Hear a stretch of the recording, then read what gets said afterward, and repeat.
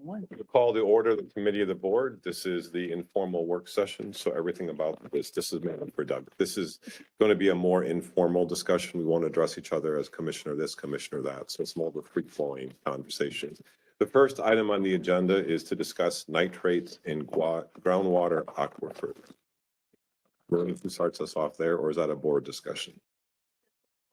Board to have discussion because there were two presentations, and so there was a request for just the board to have discussion. Staff are here if you do have questions.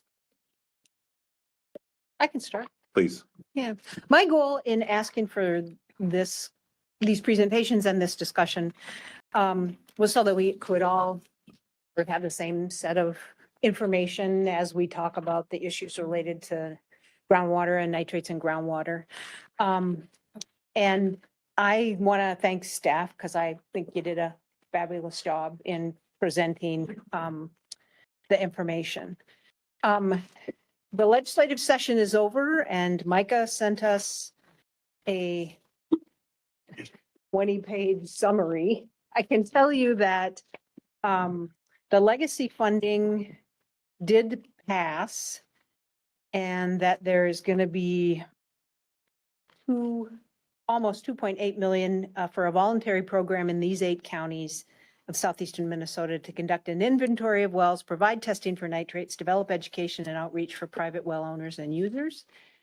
And that the Ag Committee had an omnibus bill and there's 2.8 for, again, the 8 counties, an additional 2.8 for low-income households for nitrate mitigation funding. So I think that means getting a reverse osmosis system or whatever. And the threshold is you need to be at or below 300% of the poverty level. So that's something, but there was not a huge amount of money for any, well, okay, so there was 3.4 million for the entire state to increase agricultural best management practices, but not a substantial targeted fund for Southeast Minnesota. What I would like is really, for me, addressing, especially first, the public health aspect of the wells and the inventory and the testing and then the education. That is one of my priorities. And I would like us to do more in partnering with the Soil Water Conservation District to expand best management practices. But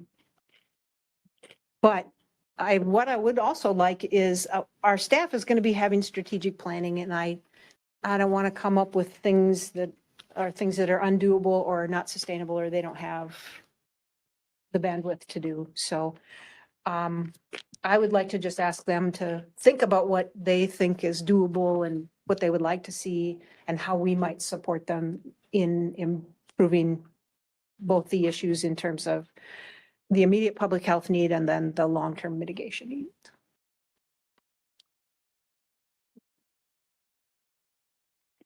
Josh. Yeah, I think, all these, I think going about looking at nitrates in water, somebody that's been in the ag industry for basically my whole life, and dealing with this issue and trying to help with problems, showing profitability in agriculture, reduction in applied, nutrients. I think one of the biggest things that years ago that I promoted was cover crops. I can remember, talking about cover crops and being almost literally laughed at because it was so off the table. Until you start to get people to see the differences in how we can sequester nutrients, not just nitrogen, but other nutrients too, and how each specific species pulls things up different, et cetera, et cetera.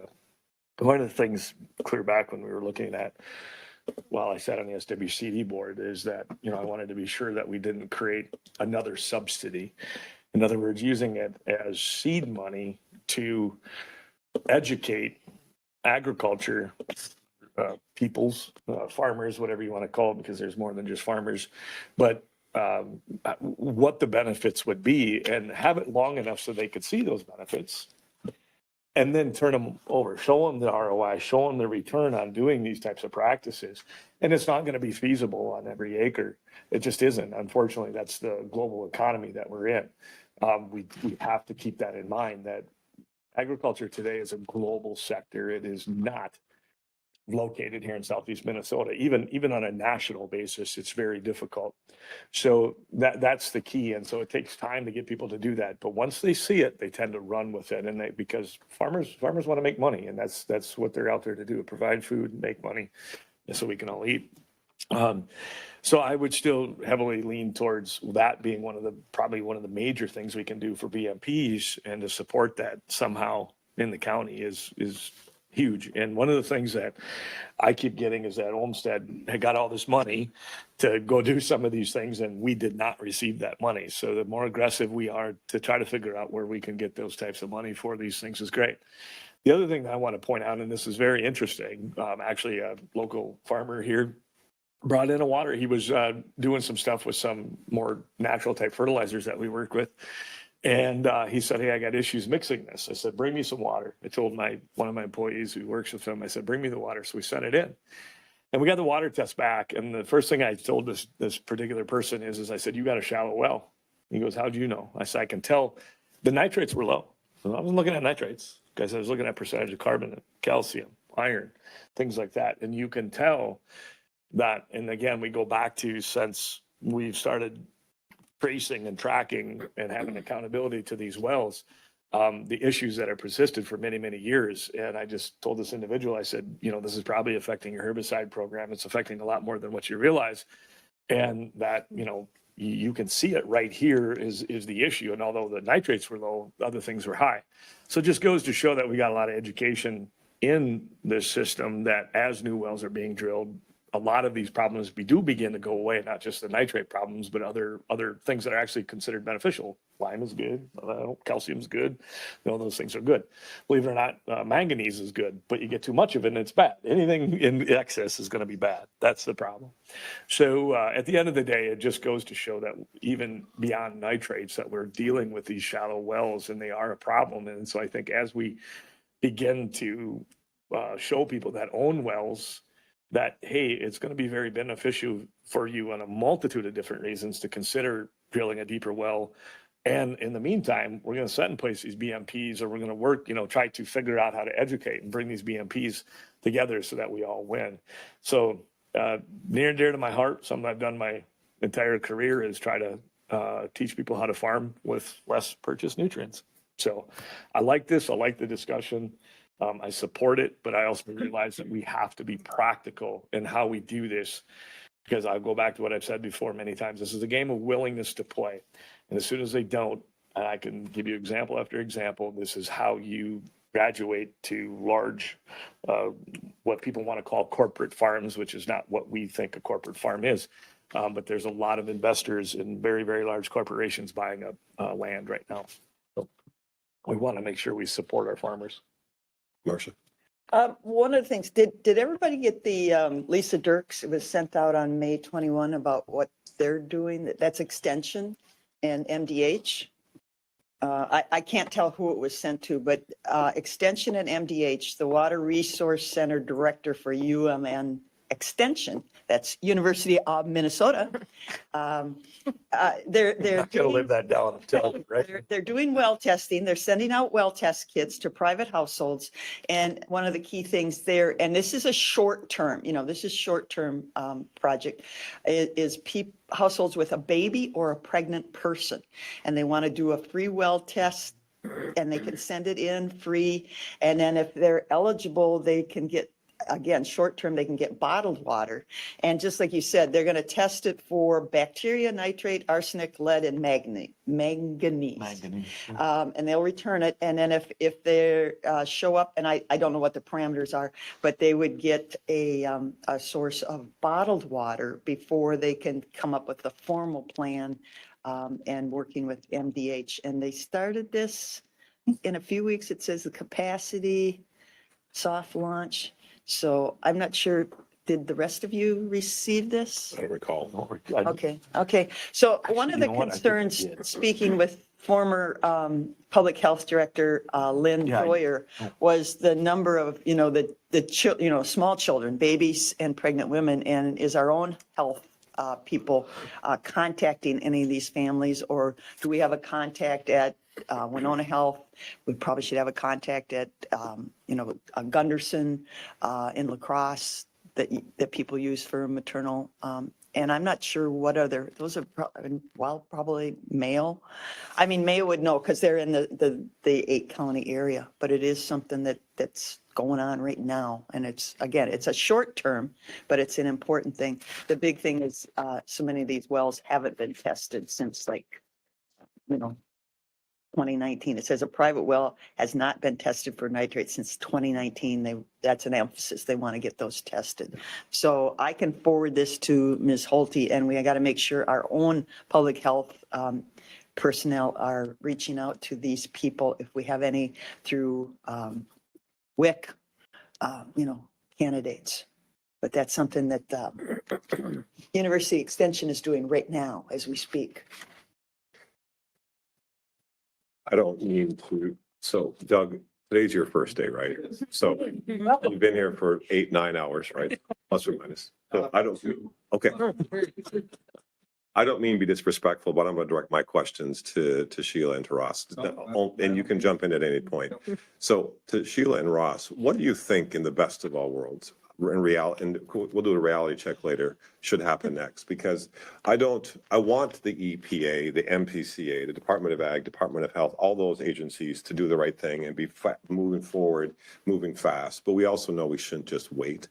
There's some things we need to wait for, but there's other things that maybe we could, like Josh mentioned. I think the Olmsted money, didn't that come from the COVID ESSER funds? I think they used ARPA. Yeah, we just didn't use our I'm sorry, ARPA money ARPA, for yeah. that. Yeah, They did. They did. And it's Part of running it. out. Well, because they got The problem- 3 times as much as The we problem got. with it is they don't perceive it that way. And I realize that. The public says, why did you get this? Well, why didn't you Yeah. get this, right? And that's what they see. Yep. Yeah. And so what it shows is that we don't support this. Why does Olmsted support it and you don't support it, right? That's the gist of what Yeah. I'm talking But about. that's an idea to circle back around to later, definitely. I'm sorry, go ahead, Ross. The best of all worlds. So the public health system around the nitrate issue and the threat of methylglobinemia has been well established for decades. So WIC makes sure that entrance into that program, they're seeing testing. If they are formula feeding, they're receiving ready to feed formula prior to dispensing powders until they know that the water supply is safe.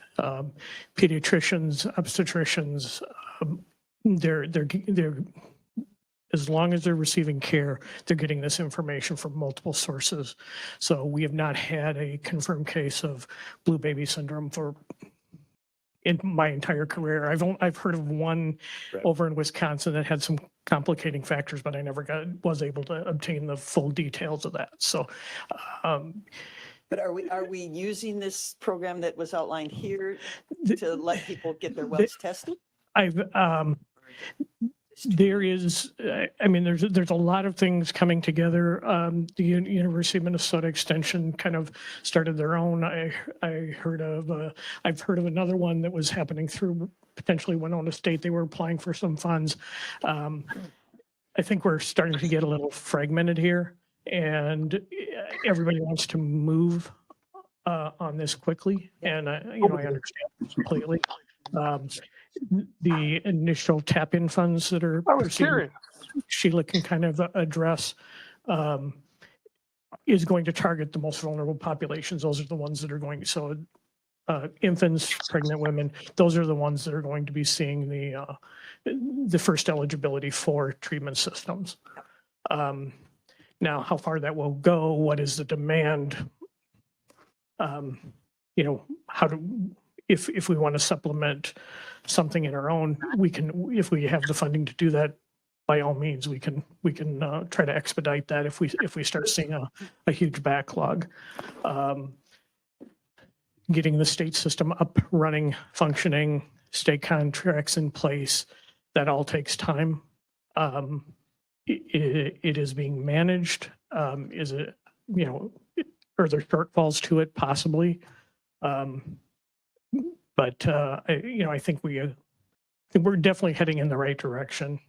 There's been a lot of kind of lack of action.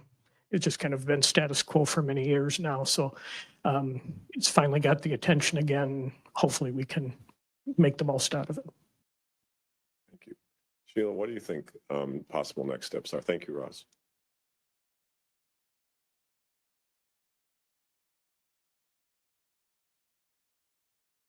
Well, I think the email that you were referring to, I think that's a part of the phase one for the nitrate response, right? I think so, because it Yes. references Minnesota Department of Ag, Mhm. Minnesota Department of Health. So yeah, Right. it's fairly new. Like I said, Yep. she sent it the 21st of May. Yeah, and that was funding that the MDH had, Mhm. that they, when the petition happened, they, you know, looked around for extra money, that pots of money that they might have. So they pulled that together for that funding source.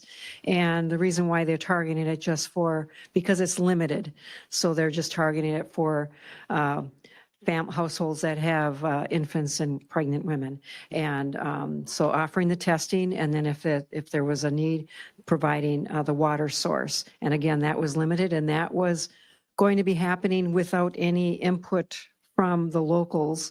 It's just people could apply online, and then they would get the water delivered to their home. And they are working on a contract with a vendor to provide that delivery service. So that's kind of how that is playing out. And as far as what's happening, next steps here with us, I have on the June 11th board meeting, I have the sub-agreement with Olmsted County for the Safe Drinking Water for Private Users Grant. That's the tap-in initiative, yes. And so that provides, it's not going to go very far. It's only $100,000 among 9 counties. And the testing, because this was not tied with the petition funding, the MDH wanted to open it up for testing of the 5 contaminants, as you mentioned. So that's because they didn't want people just to test for nitrates and you're okay in nitrates and having them have a false sense of security that everything's okay when it's not. So that was their main concern. So we have that grant coming down the pike. We have also on the agenda for approval, the Department of Ag has $400,000, and this is available for mitigation. Now, we will not be in contact with the well owners. They are opening this up only to the people who participate in the township testing program, and their nitrates are high or they had a high pesticide rate. So those individuals will be contacted directly, and I think they have already started this process by the MDA. And so if those individuals have an interest, if they have not already mitigated in one way or another, saying, yes, I would like to have some funding or assistance to put an RO system, then they will let us know, and then we will be able to coordinate that. And I believe there will be a list of vendors. Caitlin Meyer was working on, I think, 3 different contracts for the region with different vendors so that we can have, when they are installed, that they meet certain criteria and compliances. And so that's what we have on the agenda for June 11th. After that, I'm just kind of waiting to see, you know, I know the legislative session has ended and how their decisions and how their monetary amounts, how that'll trickle down. And one of the things that was discussed, and we were having planning work group meeting this afternoon for the WNLAC. And I know there's one of the tasks that we have to do regionally is mapping these wells that we don't know anything about. And Olmsted County has done a really good job. They've been working on this for 8+ years. Anytime they have an opportunity to track down where there's a well located, they will locate it and try to find information about it so that they have. And the reason why they did it initially was to get a handle on if there should be some kind of contamination spill. gee, it sure would be nice to know where there's holes in the ground, you know? So that's kind of how they started it and how they've been promoting it to try and get people to disclose information if they happen to have it about their property. So Olmsted County has a good handle on it, and they've been doing this for some time. Wabasha County has a grant that they just were awarded to do an inventory for Wabasha County. MPCA has 2 townships that they're going to focus some money on to work on in Winona County. So we, you know, talking about trying to how we're going to move this all forward. And the discussion this afternoon at the meeting was we would, instead of jumping forward and doing inventorying right now, we should probably wait to see what kind of protocol is established by the state, because we don't want to backtrack and do things over again if we did it wrong. And that would also provide consistency across county boundaries and across the watersheds. So definitely want to move forward with that, but we want to wait and see how the state recommends it being done so that we do it right the first time. What 2 townships are they targeting? Oh, like, I've heard it too, and I can't remember. I want to say Norton and Utica, but It could be the 2, I think. I okay. don't think so. I think Utica's right, but I think maybe it's Saratoga. I don't know. I'll have to look at, I always forget Norton which 2 doesn't- I mean, Norton townships. doesn't ring a bell. I've heard it several times. Yeah, Emily I know. Talked about it, but I And we don't- both have that same memory lag. The lady that sent this up, well, Lisa Dirks from, Lisa Sorry, Dirks, I think yeah. Ross might know. Fremont and Utica were the 2 highest testing. So I believe it's going to be those 2 townships. thank So you. he remembers. That's good. I hadn't heard of this. This lady that sent this out, set this up through Minnesota Department of Health, manager of the Water Policy Center. I'd never heard this Water Policy Center. That's something new that got created? It's Minnesota Department of Health. I've never met I this. think that's a division within the Department of Health, isn't it? That's Well, their I- kind of It kinda education caught me, I've outreach. never heard them talk about it. I've heard of it recently, but I don't know if it's a new thing or not. Yeah, okay, we'll find out. Yep. So the one question I do have, and you may not know the answer yet, but based on the, like, kind of the exchange we had, because a constituent called me, is what recommendation we as commissioners should give people when they ask us. Mhm. Because we don't know, and there's a bunch of stuff going on. Can I know. Ask us what? Oh, I had a constituent call and he had, I won't go into the whole story, but he had been part of the Minnesota Department of Ag's township testing program, but he wants to test again because it's been a few years. And he wanted to know where he should go, because the lab that he had used, private lab that he'd used before in La Crosse no longer exists.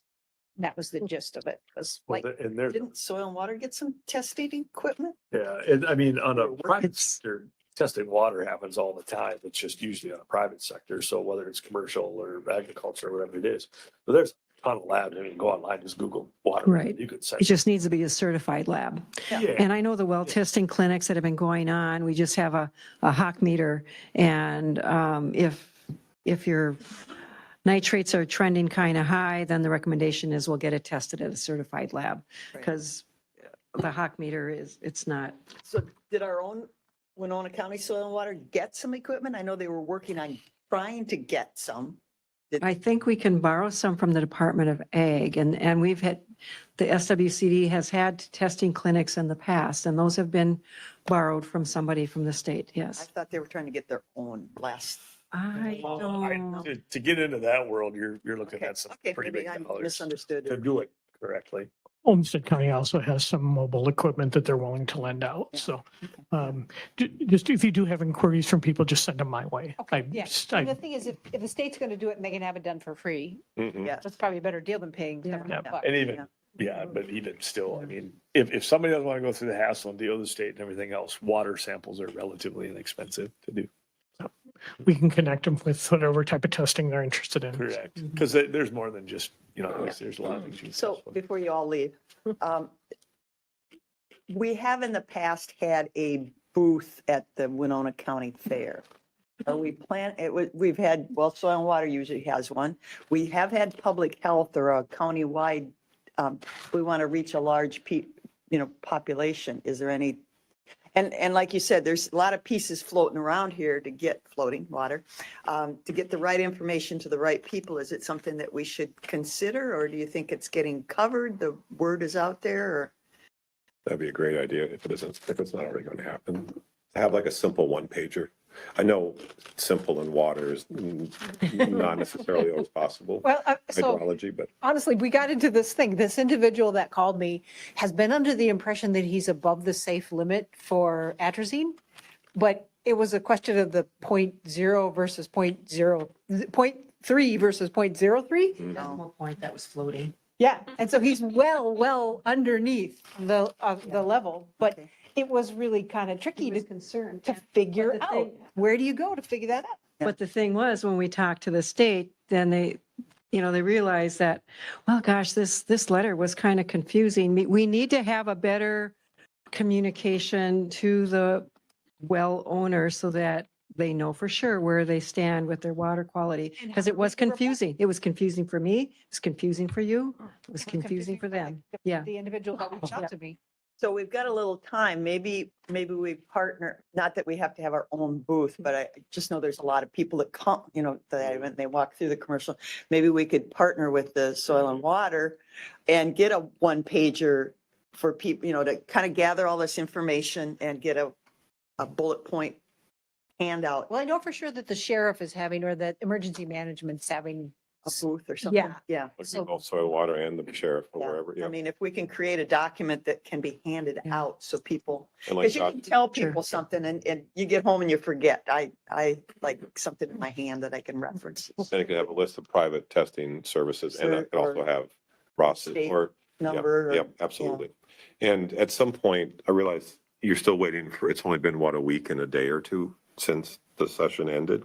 So the people are still waiting for things to sort itself out. Yeah. But when you get a better sense, and maybe it's a two-pager or one, but can you create something so that we can better help address? Because this is probably the second most item that I get contacted about in terms of county behind the law enforcement center. So it'd be nice to have proactive information so we can maybe help. I'm expecting something from the state health department. They've been providing kind of a centralized talking point so that the right information gets out consistently across the board. And Good, there's yeah. not different people doing different, but I've plan. not seen anything from MDH yet on. Yeah.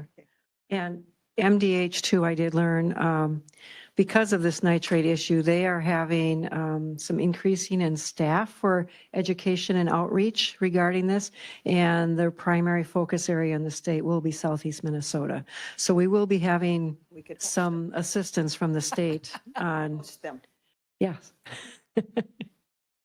You said, Chris, you said 2.8 million for two separate programs, right? Right. Yeah, and that's, Eight counties, yeah, but and Homestead will get half of it or more. yeah, but Olmsted will get all the money. No, they know where all their wells are. So, Yeah. right, they don't need to. There was a line item, oh, I see, 384,000 for the Minnesota Department of Health to develop water contaminant health limits. Isn't that interesting? It is. I can give this to you if you want. This is, or I can email it to you so that you Yeah, have that'd the be better. electronic. Is it this Micah's final legislative summary of the- Okay. of Is the- that what you get too? Or did you get that one? Yeah, I received those, so I can forward those along to when we receive the finals. There's a resident in Homer Township, long story short, her son is a former student of mine. He works in Olmsted County, Seth Cordry. And he's one of the people that helped Duke develop the inventory. I was surprised that Olmsted had all the wells. So, and I double checked all the wells, or Well, just those that you know. it's voluntary, of it's- course. Yeah. But most of them. Most, So, and so I'm not gonna speak for the whole board. I'm just gonna go and I'm gonna talk with him and just listen to like what they did and how they did it. So I'm not gonna ask him or direct anybody. I'm just gonna like listen and learn. So Commissioner Wright's more than willing to share his knowledge, and he's commissioner over in Homestead, thank you. along with marijuana. No. I think that's the big thing is there's so many factors to this and having looked at it and sat on the boards and dealt with the ag side and dealt with the city side. There's so many ways that this can happen. And I think the biggest thing that's happening is we're finally just realizing that, hey, these things exist. That's the biggest thing. And it's maybe a shock to some people. And I think what we have to be careful of as government and just as people, the first thing we want to do is run around and point. We need to be careful because we all take advantage of this system. And that is the part that as we learn and continue to improve, that we need to remember that we all take advantage of this system. We all eat every day, we all drink every day, and we take it for granted because that's what allows these really fancy cell phones to go to the rest of the world. It's a whole different story. Yep. So let's just keep that in mind as we move forward with these types of discussions as to what allows us to live the way we live. Anything else on that item for now? So June 11th, we'll have at least 2 items. And at some point, weeks from now or a month from now, some kind of one pager so we could better help address some of those concerns with the public. The next item is item 1.2, discuss potential joint public safety building public hearing. Marcia, you last one. Well, we obviously heard from members of the public, and I do remember going back when the first discussions were about the jail. There was a lot of public meetings. I remember sitting at the middle school and people being able to. And this is, if, it's a big if, this would be one of the large, second probably largest expenditure that county board has made in any government. So I firmly believe that the public needs more information and needs to deserve, a hearing to express their concerns. Now, I don't know if the city, and again, I think it should be joint. I don't know that the city has expressed any interest. I did talk to a couple of city council people and they didn't know anything about it. So, I don't know, but I think it should be a joint effort. We can control us. But Right. Yeah, we can ask them. But We yeah, can that- invite them, Yep, exactly. and I don't know what they're, So if they are unwilling, you still want to go ahead with the public hearing? I think so, because we'd get like Mr. Rogers to cover us and, anybody else up there to cover us. Maybe even Channel 8, they like to know what's going on. If it's gonna require some expenditure, either to repair the existing building or to invest in a new building, won't that require some sort of hearing through the process anyway? Depending on how you may fund it, It's the funding aspect that dictates that. but you will So- be required to have some Right. form of. Right. But once you get to that point, I'm sorry, it's pretty late in the game. And I think people want to know now. I mean, I went to and a couple of us were at the memorial, the law enforcement memorial thing. And I had a couple of people come up to me, this is the building you want to tear down? And, it looks like a beautiful building on the outside. It's brick. And I said, yeah, look behind you. You have a historic, when was that courthouse built? 1888, 1888. And you have a jail that was built in 20, 1970. no, well, but the jail, the new original? jail. Oh, the new- our new jail. Yeah. So I said, this fits 2023. in between. I mean, people couldn't fathom why we're contemplating doing what's being contemplated, seriously. And because it looks like a very nice building from the outside. It does. I think it does. So, yes, I would. And I think, to Greg's point, yes, there would be, depending on how you fund it, there might be. But again, that's so late in the game.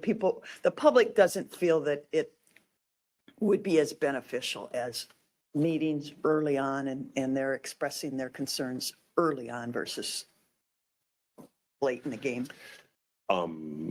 Since we're going to have public hearings, and I'm thinking out loud, correct me if I'm wrong. Public hearings it's a formal process. It's formal and it's limited. I think what you're interested in is more like what I would call a listening session, like a presentation and a listening session. Is that fair? Yeah, I mean, it doesn't need to be real formal at this point because it's early on. We haven't Yep. taken any votes. We haven't made any commitments. So what I want to suggest is that we look at some kind of listening session where there's a short presentation from staff that just summarizes what we've already been shown, and then just open the floor for comments and have some ground rules, if it's Yeah. 2 minutes or 3 minutes or whatever it is. Similar to what we've done on Yep. other. But make it a listening session. And so it's a little bit, it's not all the rigid rules. Right. Yep. Yeah, no, I agree. Yeah. So Commissioner Ward, I know one of the things I'm like, as we're going to talk later about the planning, whatever is really for me, that's important because I'm I'll say it then, but I'll say it now too, that I'm really trying to minimize. We do have to do some work to the inside of that building. And if we were to decide to bring the license bureau in there, we're going to have to tear down some walls and reconfigure some stuff. And that is going to be expensive. And so for me, trying to make a decision is really based on needing to really have the numbers that I expect to come out of that design phase that we're going to be doing. And that if I read our packet right, the city's going to pay for. It's not going to cost us anything. The city's going to pay for it out of the money they already got from the legislature. But it's not free money. It's all our money. It's all our money. That's all true, but we're not going to spending have all to our raise the money. levy to do it. So, but so my question to you really around that then is, do you want it now? Because to me, it would be more helpful in terms of education if we had those numbers. One of the things, can I Now, jump in? I would prefer now. One of the things that I get, I gotta lean forward, see, I listen to you, Scott. One of the things that I see coming, and I have seen this in business, I've seen it in government, even in, probably personal life. As this thing continues to move forward, at a point, you start to hear this phrase, we've got all this time into it, and you want to back out now? And that's what scares me as we continue to move forward, because all of a sudden it'll be staff time and county commissioner time and city time, and we got all this stuff, and now you want to bail out. And so, although I can really appreciate, I'm a numbers guy. That's what I am. You can ask anybody that knows me, I'm a numbers guy. But at the same time, I want to be mindful of that statement coming, because that's what's coming. And you're going to start hearing people say it. And then it's going to be, they're going to draw the line in the sand and say, we're not going back. It's just, how are we going to go from here? And that's my fear, is as we continue to push this and ask for numbers and more, it gets to this tipping point where now it's not even on the table to say no anymore. It's just, how are we? Sunk costs, yep. One of the things that really bothers me about all of this stuff is, for some reason, we have a pre-gone conclusion that it's the pro-built location. I never said, I have had several conversations with our current sheriff, and he has never said that he wants to move. In fact, he said he does not want to move. His primary responsibility is that jail by statute and everything. So why would he want to move a few blocks away? What, And this is this is kind of our campus. So I go way back to when we had little blocks of wood and they moved them around and we were closing streets and everything. And we were creating a campus. So the sheriff is there, the jail is there, the law enforcement center there, the courthouse is there. We're here. It's all within a short distance. And as I think it's Kimber pointed out, we didn't ask for this. It's the city got some money and they seem to be hell-bent on spending it. And you know what? I think, again, as Dwayne said, we can't tell the city what to do, but I've had a number of people say, well, what happens to the fire and ambulance? Fire is sitting in a building that was built back in the 50s.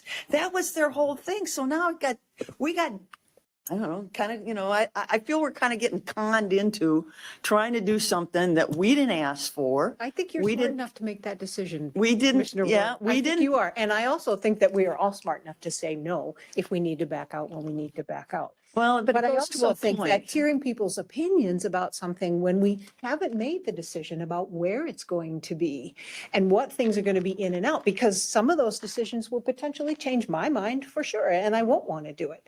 But so Isn't having all the the- public hearing before I have that information, it doesn't make as much sense to me. But isn't all the pre-design based on what I've heard, all that pre-design, all the money they're gonna spend is towards that location? No, I don't think so. What the packet says. That's part of the pre-design discussion is determine the site. That's the numero uno. Yep. Determine the site. What is. But in that the Mr. packet- Ubel's information is, but all what's they've in the ever come and packet said is based pro-built. on what the committee, the work group came out with. You were part of that. I know, but we didn't vote on that. With all due respect, you were part of the conversation. You heard the discussion. The information is based on the outcome of that work group. I'm not saying that the board has to vote for the site to be pro-build. What I am saying, and again, we're getting ahead of ourselves. Yeah, we are. Sorry about that. But The discussion on whether or not to go to the pre-design, sorry, I almost said the wrong word. The pre-design stage is really to determine whether you want to move forward or not. I don't see it know that else To way. give the I don't- I- board I- the level of detail that you're asking us for. I don't know how else to give that to you unless you go to pre-design level. With all due respect, I'm not a construction person. Mhm. I'm not an engineer. I cannot come up with these figures and specific details for you. Somebody else has to do it. So by all means, you don't have to continue past pre-design if you choose not to. But I think you need the information to make that decision. And with the city, we've been very clear, there is no commitment. If the board chooses to go to pre-design, there's no commitment from that decision, just to get the data. I had an interesting interaction with my daughter who sent me something that she found online. It was a headline out of the Winona Post. I see Chris Rogers is online. And she said, Dad, this is a no-go, no bueno, don't do it. And I said, did you read the article? And they didn't. They read the headline. And so there's a lot of that out there, the headline. Let's be part of the article, be part of the understanding what we're talking about before we just base it off a headline. That's where I'm at. So in terms of the committee of the board, what we're discussing is to have a public hearing or a listening session at some point. But Marcia, you rather do it sooner rather than later? I would, the public needs to know. And I think there's a lot of misinformation. Greg just confirmed that. And I think a public hearing, listening session, not a formal hearing, a public listening session would give them the opportunity if they want to become educated on it or not. And I think that's part of what we're supposed to be doing is educating our public. So in this situation, Marcia, you would be saying kind of, hey, let's have an informal side, because I pretty well know what's going to happen, Yeah. right? Uh-huh. And, which is good, you know, everybody, that's what we're here for. It wouldn't be formal, but it would be the opportunity for people that maybe really want to voice, to have their concerns heard. Mhm. And as we move forward, and let's just say we were to get these numbers, we've got kind of a preemptive. We have a middle session to figure out, is this feasible? Because again, if this thing comes out where by law, by statute, by need, by desire, whatever it is, we know we've got to do some work on this building. Is it as bad as what we probably think it is? Maybe not. Maybe it is. I don't know. But now we have the numbers, and if we feel the need to go to something formal, then we do. Mhm. But I'm going to say it again. I don't want to hear this. We got too much time. I realize everybody's smart enough. That wasn't geared towards anybody, but it is what we tend to hear at all levels. I tend to hear that a lot. We got a lot of time into this. Are you sure you want to get rid of it? So I'm going to say that with that disclaimer. And, you know, I don't see any reason if they're want to have some informal meeting, I guess we can, you Oh, a know. listening session, go ahead. Well, if I'm trying to read this information, what are we talking about as far as spending in the pre-design? I see a figure of $4 million. I see, I'm looking at the last page. It was. 85, no. No, I guess there's not a I page didn't think there number. was a number for pre-design. Well, it says city Just that it was state gonna, funding 7.5 million. That was the Pre-design. pre-design. that what they got. Acquisition assumption using 4 million with a potential 295,000. So Oh, you're looking at county those grant, documents. 100% paid by city and potential county grant. And there's a $4 million figure there. What the So county that share would be. aligns, if I may, Mhm. that aligns with the information that Mhm. Mr. Ubel presented at the joint meeting. 8.87, page 87. Is that where you are, Marcia? So Well, the there's not a assumption was page to number on use it. approximately $4 million of the 7.5 for the pre-design acquisition and design steps. So We're he- willing to, again, $4 million. The county will, I just used what he used at the joint meeting. Yeah, but that's three things, not just the pre-design. Right, and that's why So It that's the won't be formal that design much. if that was the choice. Yeah. But we're only saying pre-design. Yeah. So it shouldn't be. We don't know though, do a we? million, Have you 2 been, million, I have don't you been know. given a figure? I have not. Okay, But again, that's not coming from the Mr. county. Chair. right. I know it's informal, right? Yep. Yeah. It is. Two things. One, if you do a listening session, I would make sure everybody's clear that you're doing the listening and not Right. the public. And that there are rules of decorum. Yep. Yeah. Which we've used in our previous public hearings on Yep. ordinances. And we have our public, the rules that are in the packet now. As to this pre-design thing, and I'll bring it up now so that it doesn't come up later.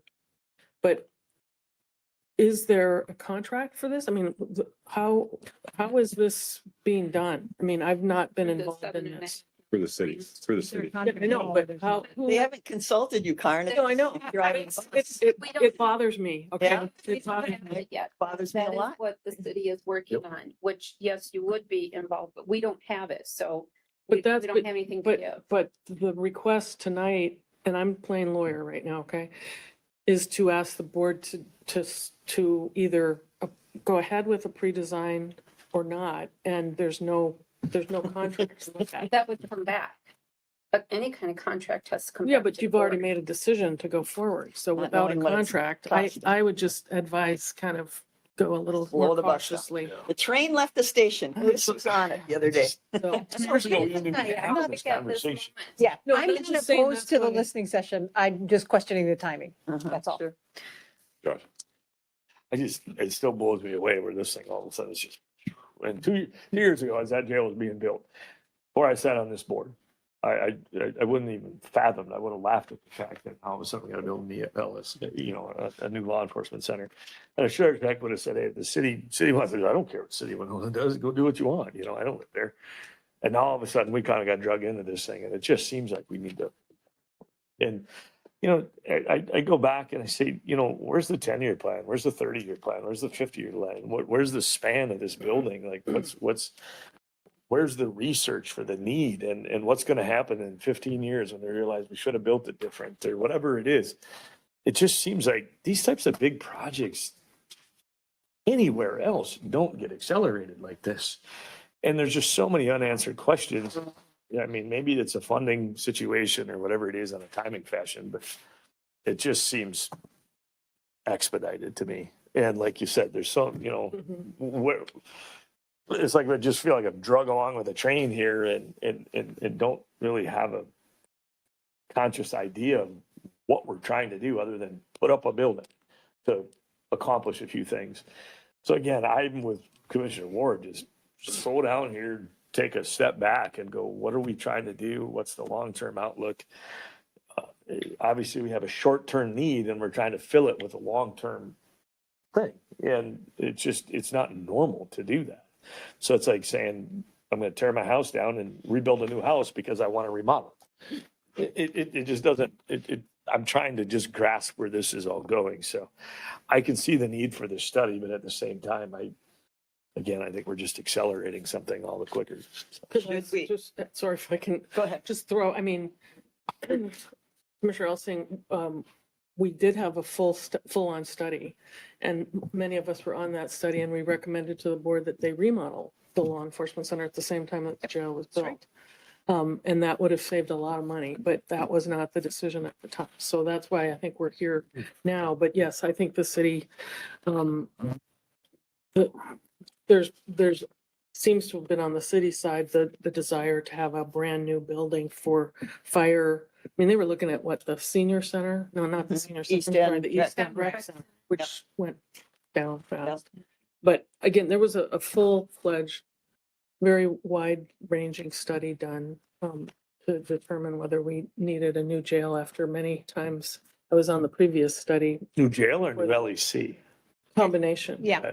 Combination. In hindsight's 2020, we are here, we are Well, today. Yeah, I just And- think about it next time. No, what I'm saying is that, yeah, think about it. Think about it. Build the deck before, I just, Well, at this point, I would So propose that Cheaper kicking it down. we invite Sure, we're going to go into a huge recession and people are going to be looking for work. So we'll get it done cheaper if we have to build. I would suggest we make the invitation to the city if they're willing to have a listening session, a joint listening session, and ask, that they respond within, I don't know how often they meet, twice a month? Twice a month. Twice a month, see if we can't get it on their next thing and see what their attitude towards it is. I mean, I really would like it to be joint if we're being, if we're talking, But regardless of what they decide, you still would like to have Yes. us have a listening session. yes, yeah. But I would like to have them, and then if they are willing to do it, give us some potential dates and then, see if we can make it work. So Saturday is June 1st. Yep. You're thinking June, July, August? Well, June, Okay. June, July, yeah. And- Well, and I haven't heard any city council saying, being that they didn't get the money that they were hoping to get out of a legislative session. Are they, I don't know, are they still in a full blow? Well, We're they gonna get a put bond brick- next year, or is it gonna be 2 years, right? Well, yeah, are they still putting bricks in the ground and stuff? I haven't heard. I don't know. I don't attend their meetings. I don't know. Are they on YouTube? I don't listen. I just think so much is going to happen in the next 10 to 15 years. Living in small communities, seeing the struggle with the fire and ambulance department, seeing the talk of regionalization since I was an EMT in 1999 in Lewiston. Anybody else an EMT in 1999? No. No. But I was. And back then, 25 years ago, the talk was regionalization and it's coming. Back on the table. And my thing is yeah, we have these opportunities that come and go. I just hate to wake up 10 years. We got hopefully the sales tax comes through. We can use tourism to pay this jail off. And we go, you know what? We are so glad we waited. I'm so glad that we did this because these other things came through and now we have the opportunity to take advantage of this.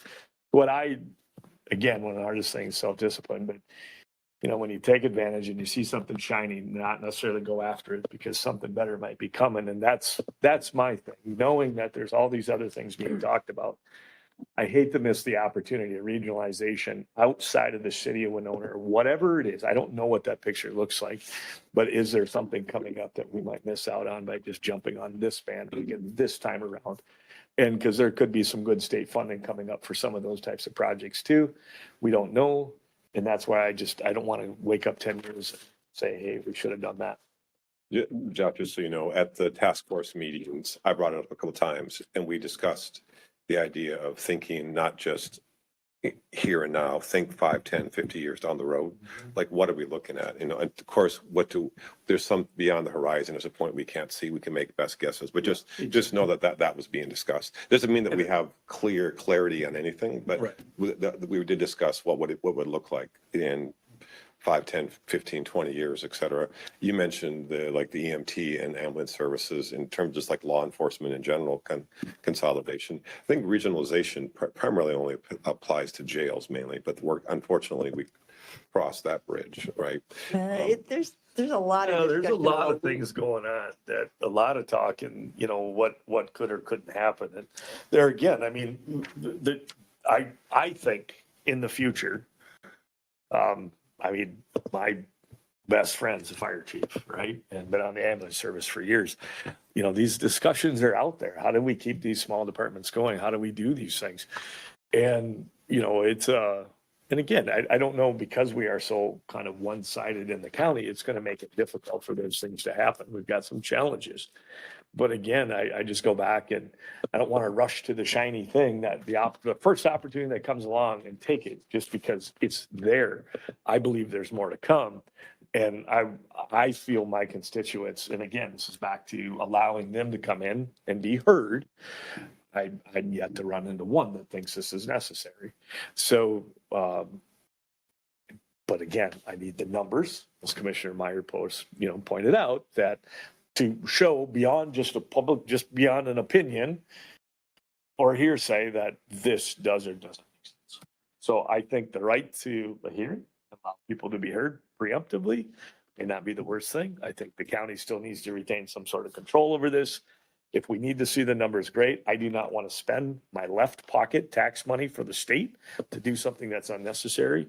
But at the same time, if we have that funding and it helps us avoid a catastrophe, maybe that's what we need to do. And spend a little money to figure out whether we should spend a little bit more. That's a common practice. I hope it isn't millions. I hope it's a small amount, but at the same time, I think for line item 1, 2, I like Commissioner Ward's point. Let's bring it to the city. Let's see if the city wants to participate in that. We'll have an answer in 2 weeks and then we can continue to move forward. Well, we can't make any binding decision here, but we could propose at the next business meeting that we, Well, can't we just extend an invitation? It's just an invitation, right, We're not doing anything. you know, we're not, to look at a meeting in June or July. yeah. And again, if they shut us down totally, then we know. And we can have our do own our meeting, thing. our own listening. session. Absolutely. So let's talk in terms of listening sessions. Yeah, yep. There'll be public hearings for Yes, later. later. This will not supplant or replace anything. This Correct. is just additional opportunities for folks. And like Karen said, for us to listen, maybe a short presentation, but for us to listen. I think that's important, yeah, to have that, here's what we know now, you Yep. know, kind of give everybody a, and then start you all listen and they speak. Does that make sense, Maureen? So, talk with the city about looking at a joint listening session. And if they'd rather not, we'll have one. And do we want to have it here or have it at a larger venue? Or should we start Let's here? wait and see. Okay. Yeah, that's, Okay. 5 minutes. So do we conclude the committee of the board? Yeah. Or we'll reconvene in 5 minutes? Fine. What are you looking at? 3, sorry. You get one more bite, chew it up. Do you want to switch 7.1 and 7.2? For the interest of, I would anticipate the Historical Society maybe to be. I don't know if they'll be in person. Right. the History Center. How about if we see who shows up? Yeah, that's fine. I just wanted to Nope, good offer a point. suggestion.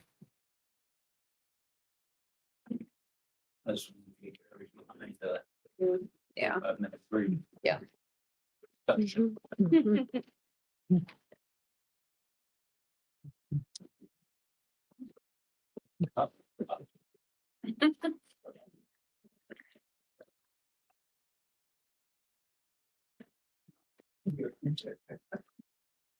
Aaron, thank you for being here tonight. Mr. Bambi.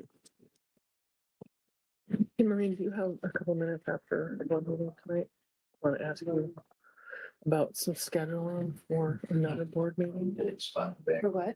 scheduling for a presentation to the board. Oh, yeah. Yeah. Absolutely. Okay. If I don't forget. Huh? I said, just so I don't forget to. ask. Yeah. Maureen, is the button something you pull or something you push up? Good evening, everyone. good evening. Auspicious beginning. I've already been hit by the media. All right. We all got an email shortly before the Right, yep, meeting. yep, we absolutely, did. This absolutely. is Jeremy. He wants to know if we pass the opioid navigator position. Gotcha. And he wants us to hurry up and get the meeting done so we can interview one of you after the meeting when it's passed. All right, the next item on the agenda is public comment. Is there anyone present or online that would like to address the county board? Just a reminder, anyone in present or home, there is a 2-minute limit. The county board cannot respond. But if you care to share your thoughts, state your name, your address, please. Is there anyone present or online that would like to address the county board? I'll ask 2 more times. Is there anyone present or online that would like to address the county board? There's 10 participants, so Mhm. we've had problems in the past. Do we know if it's, Heidi's monitoring. okay, Heidi? We'll ask one last time. Is there anyone online that would like to address the county board?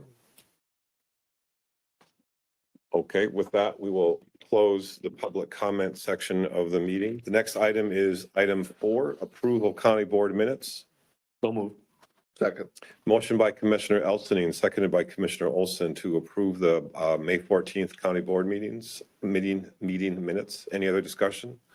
All in favor, say aye. Aye. Aye. Opposed? Motion carries 5-0. Next item on the agenda is consent comments and approval of the agenda. Commissioner Elstine?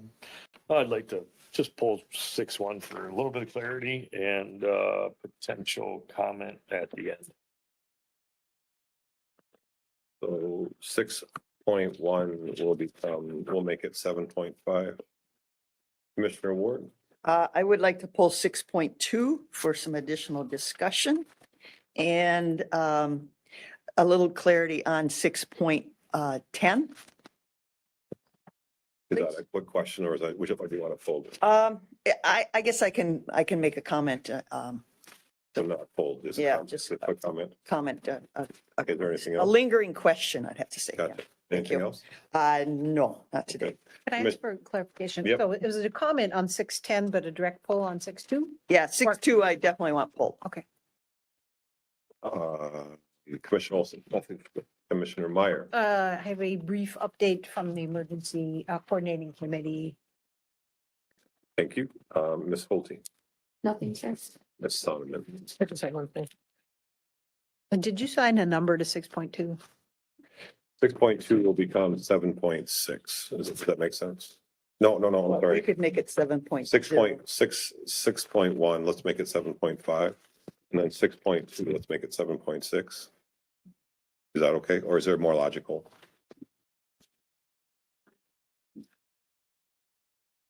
Must have, you guys got a deadline. He does. He wants us to get on the town.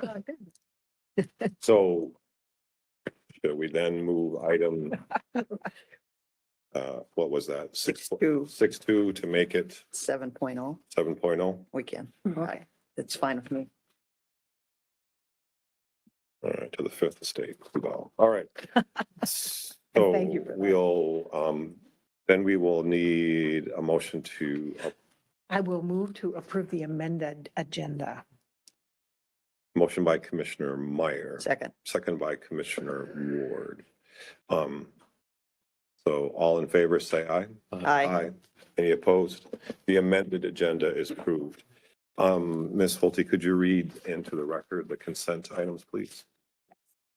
6.1 was pulled, 6.2 was pulled, 6.3 approve LG 220 gambling application for exempt permits, Friends of Ridgeway Fire Department.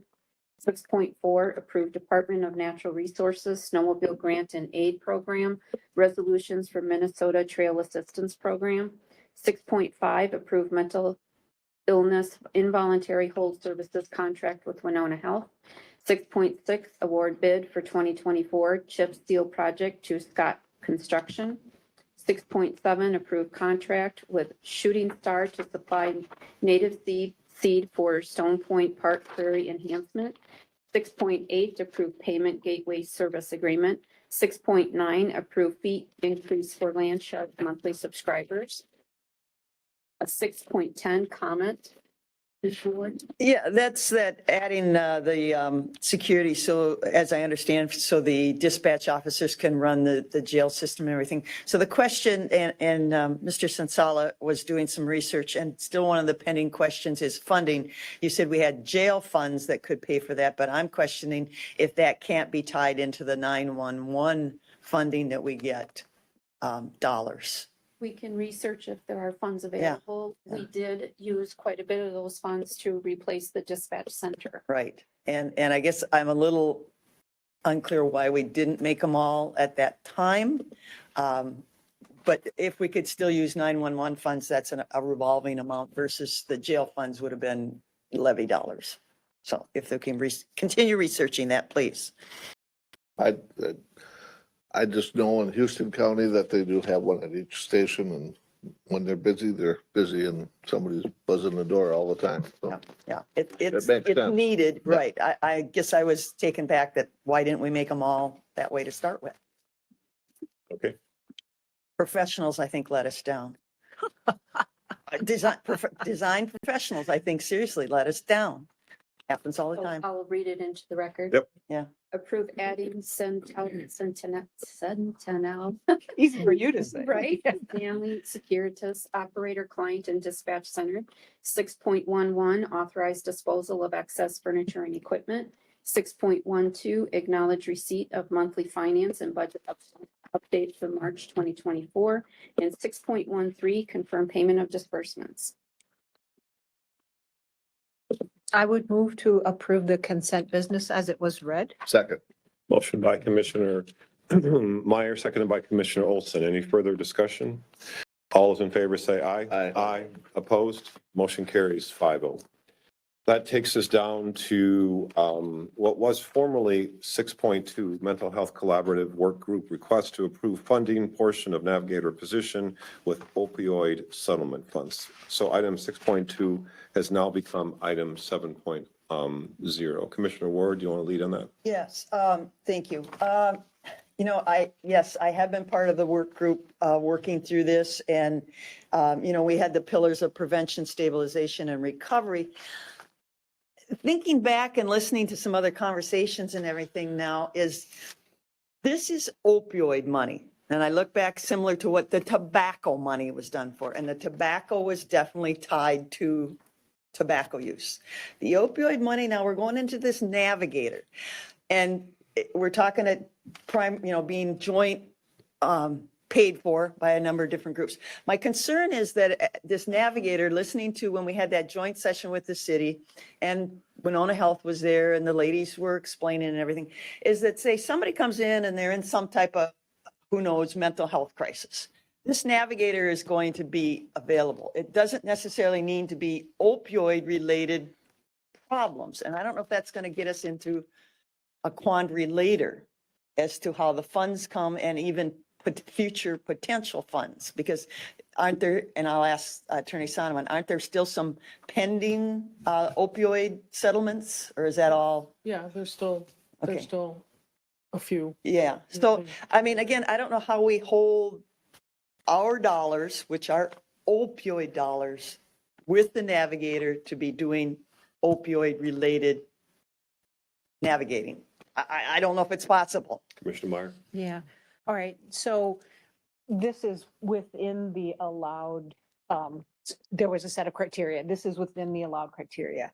And I would go back, this is the presentation that we got the night of the joint session.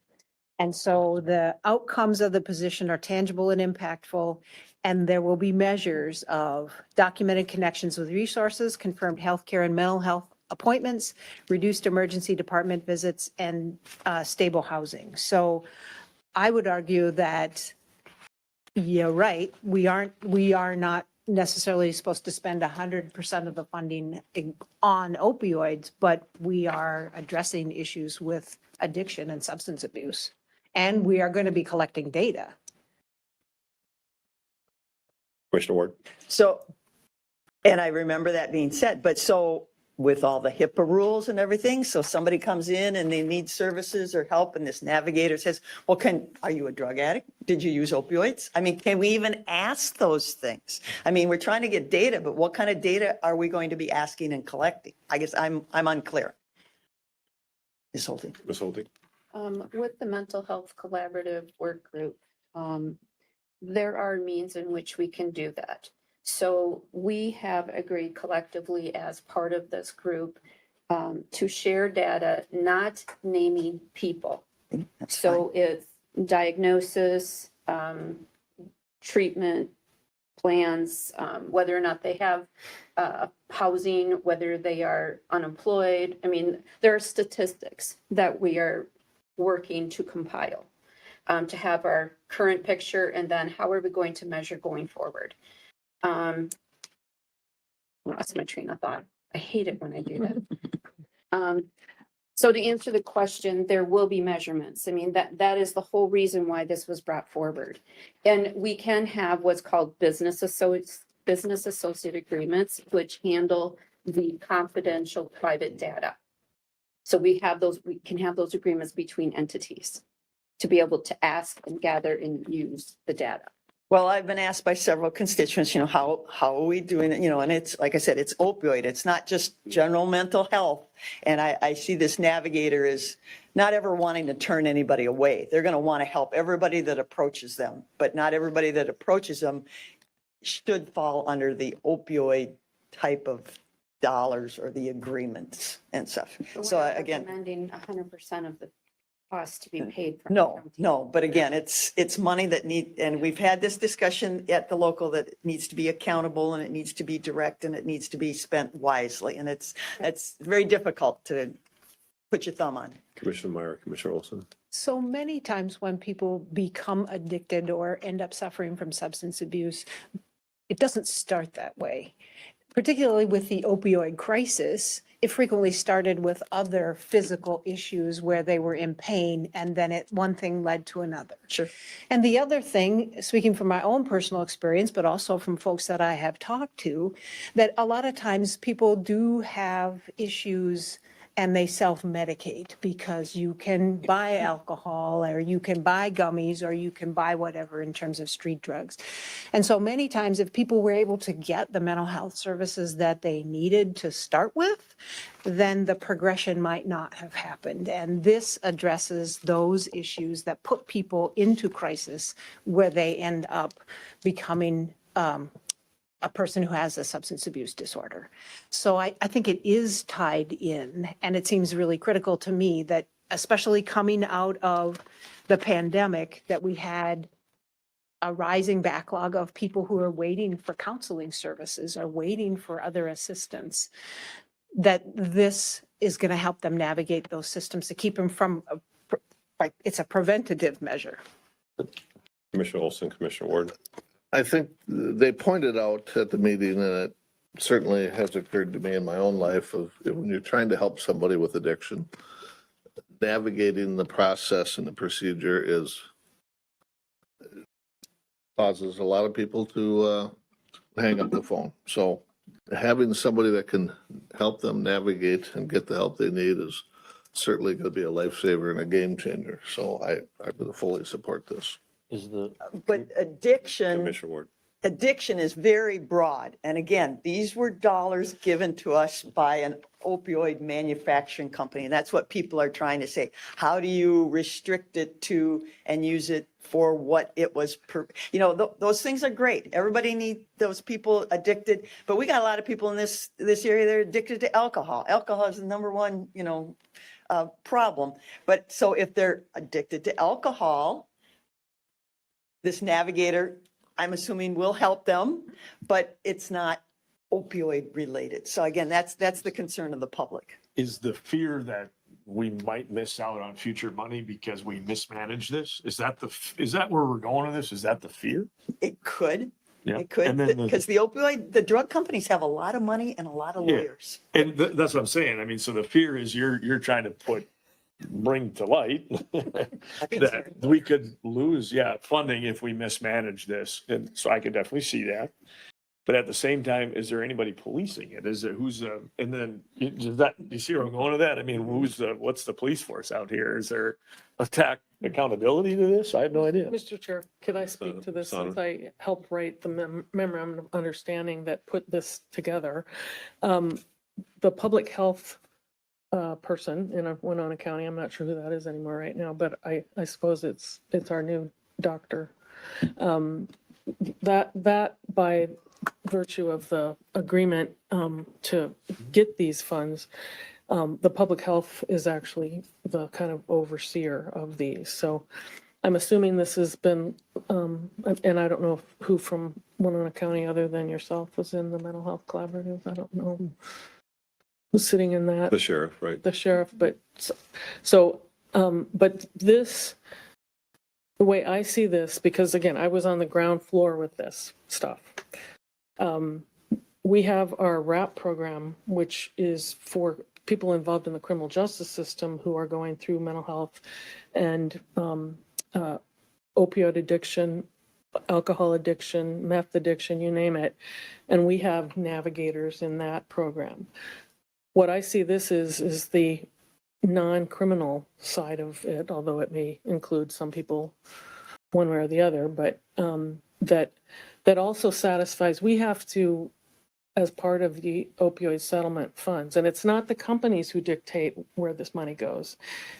They were the ones stuck in a lawsuit, and the way they got the settlement was by agreeing to fund this. They don't have anything to say about how the money's spent. No, but No, they well, gave us the dollars. well, they gave the dollars because the Forced. court ordered them They were to give forced. the Well, dollars. They were forced. So They that- didn't Yeah, They willingly. didn't, right. So Yeah, but- regardless of all that, Well, let me just finish if I Yeah. may. So the other thing is that the county received the funds, but because we didn't have cities over 27,000, or I think it was over 30. Anyways, there was a cutoff that cities could also be part of the settlement if they were large enough. So this also satisfies that the city of Winona would be utilizing $30,000 over 2 years. And so we are then doing our responsibility to send that or use that money for purposes of the city of Winona, just like if the city of Altura or the city of Lewiston or St. Charles or Goodview wanted some of this money, they could also apply for it. So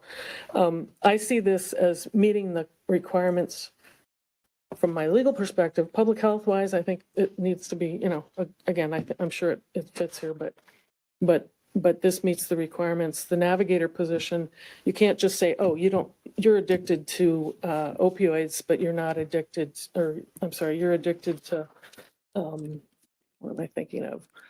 Some type of Non-opioids. substance. But it all comes together, and as Commissioner Meyer said, and we did a study, the CJCC did a study back in 2012, and I think it's gotten worse, that 85% of the people in our jails have mental health and substance abuse issues, 85%. So it's co-occurring disorders. So mental health is tied right into opioid addiction or opioid problems. So Commissioner Elson, did you want to jump back in? So what we're looking to do here is spend $118,000 of that money to figure out what to do with the money. No. No, it's No. a position. That's what I'm saying, the Yeah. position. That's what I'm saying. This Yeah. person is going to figure out what to do with the money. No, No. Who's appropriating where that No. goes and dictate no, that side? the navigator, it would fund a, Winona Health has navigator positions in other areas. In fact, they were part of Right, a RAP But we're program. paying them to do that for us, correct? Well, they are asking for the funding. Correct. I wasn't involved in the details of this, so I don't know for sure. So I'm saying, we're supporting somebody to do this, to dictate where the money goes, who gets it. No, it's not that. This individual would be a community health worker and would be embedded at Live Well Winona, where they already use the hub model. Right. So this individual would help people to navigate both public and private systems of assistance, whatever they are. Yeah, to If utilize you- this funding. No, if you were not, if you were food insecure, right? If you didn't have food and you came there and that individual would know whether you did or didn't qualify for SNAP benefits, which are a state benefit that comes through the I county. realize that. Yeah. And if you didn't qualify, they would be able to provide you with a list of other places where you might be able to get food Well, assistance. okay. So So I there, get the example. So my question is what I'm trying to lead to is what the fear is. Like, what is the fear? I don't If have this any. person, I'm not, I don't have any. it fear. wasn't directed to you. It was, I'm just trying to understand, what are we scared of? Are we gonna lose this funding? Because this person is not directing the funds towards anything. They're not saying where to go to. So as long as it's being used in a fashion that doesn't get us in trouble, Right. I we're mean, okay, right? Yes, and the navigator But the person, I accountability mean, it's of what not, they're they're doing. not Of what they're handing doing out with it. cash. Correct. They're not And I- handing out cash. I realize it, Yeah. but ultimately it's funded by this money that we have coming in, and we're worried that if we don't have the correct accountability, that we might lose it out in future, right? Well, Commissioner Ward. yeah, it's the accountability. So we're hiring a person and Winona Health is responsible for the work and the reporting, and that person reports to Winona Health. So we're putting money into something that we really don't have control over that person and what totally they're doing. So people have said, it's like the tobacco money. The tobacco money was used for enforcement of the tobacco rules. It's been used for education. It was, very much more specific. This is opioid, and then we've thrown the mental health, which gets is a whole different realm. So people are concerned that it's money, again, is it being properly spent to make a difference? And Ms. Holte's saying we can gather the data, and we should get data within the first year, because this is a 2-year commitment, to know if things are working. Commissioner Meyer uses an example of food. Well, okay, so if somebody comes in to this navigator and say, hey, I don't have any food, so one of the questions is that navigator going to navigate that person who's being paid with opioid dollars to food resources? Like I said, it Well, employs somebody. Of course they are. We know they will. Should they? Again, will that go in the statistics that, okay, they helped one person with food insecurity and 10 people with opioid or drug addiction? Again, that's the question. It's dollars coming in. How do we spend it? Where's the accountability? And yes, there has been the comment that, in future settlements, if you can't back it up with good data and facts, will you get more? Because this addiction problem isn't going away.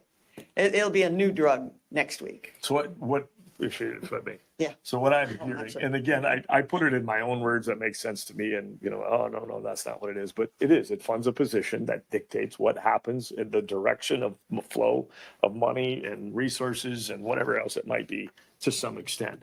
The fear is that if we do it wrong, we might lose some of that subsidy money in the future. And you're saying it's okay. No, well, actually, I was gonna make a comment that would follow up on that, what I don't see here, and I did write some words to Ms. Holte about this, in an email, when I saw this.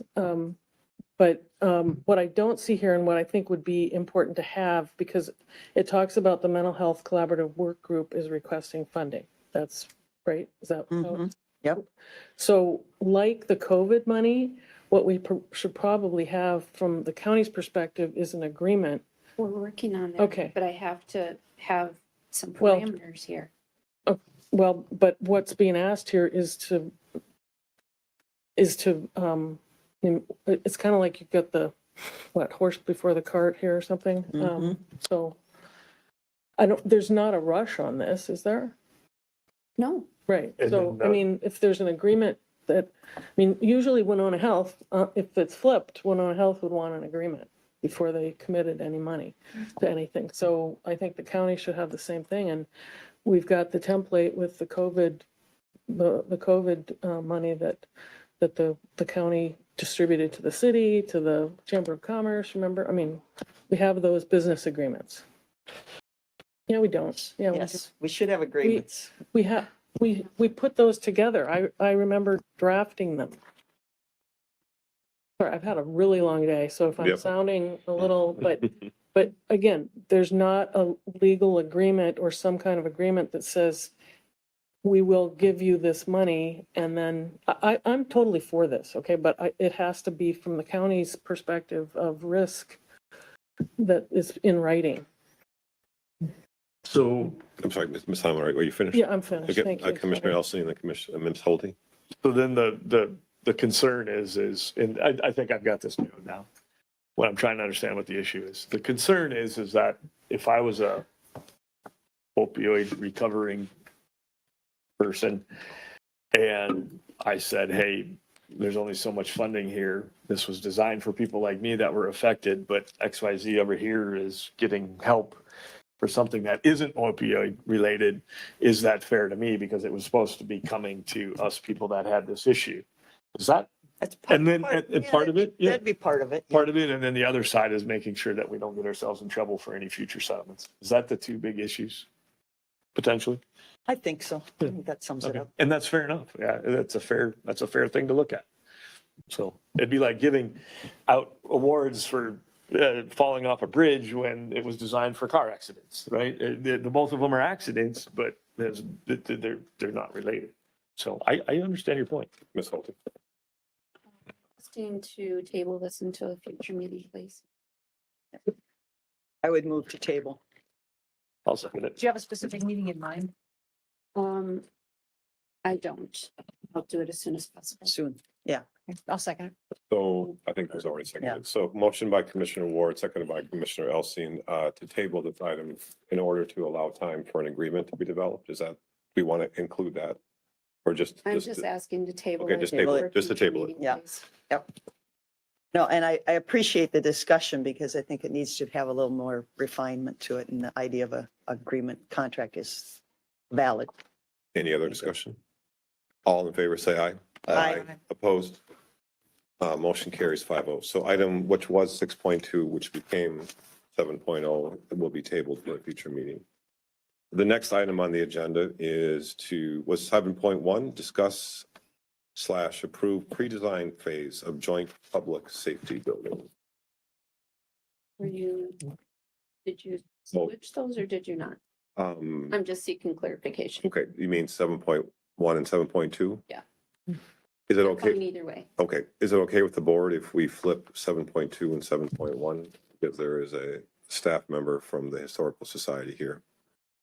Is that okay?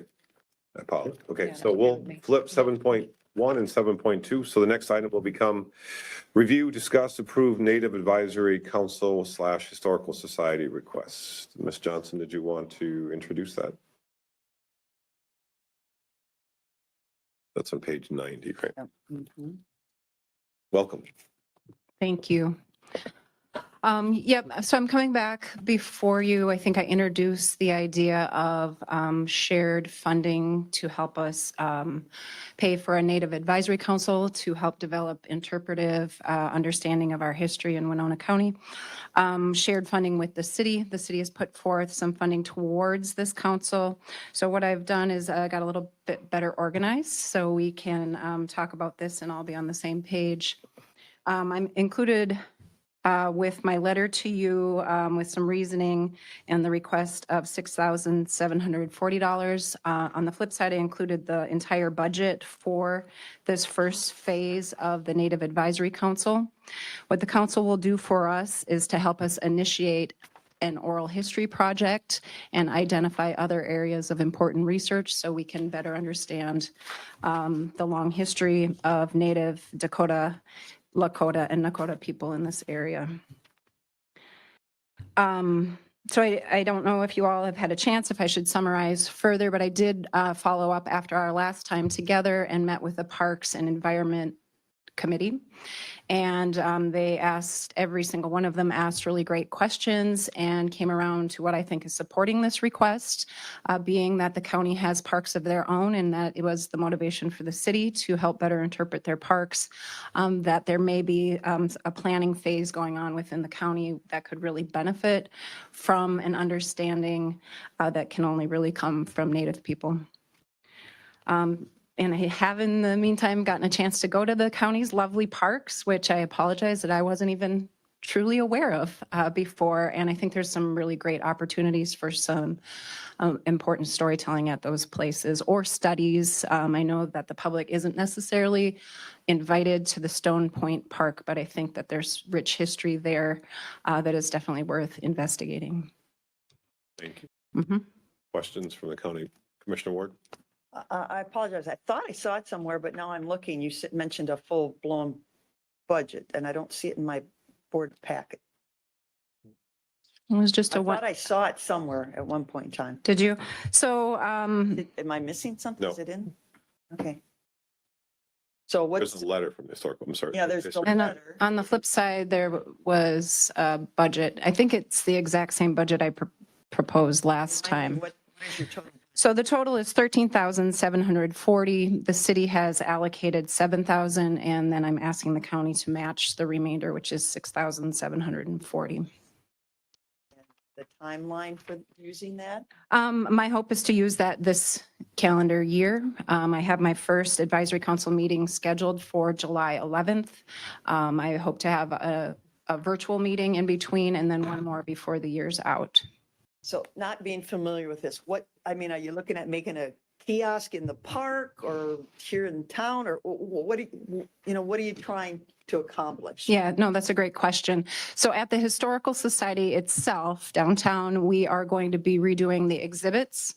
And with the city, we are looking at Wyndham Park, Sugarloaf, Unity Park, and Levy Park, all four, for reinterpretation of the materials that are already there, and then new interpretation. So, and we are going to follow the lead of the Native folks. So if they are happy with the idea of a kiosk and your traditional kind of signage, if they want some other kind of representation, that's what we're going into consultation about.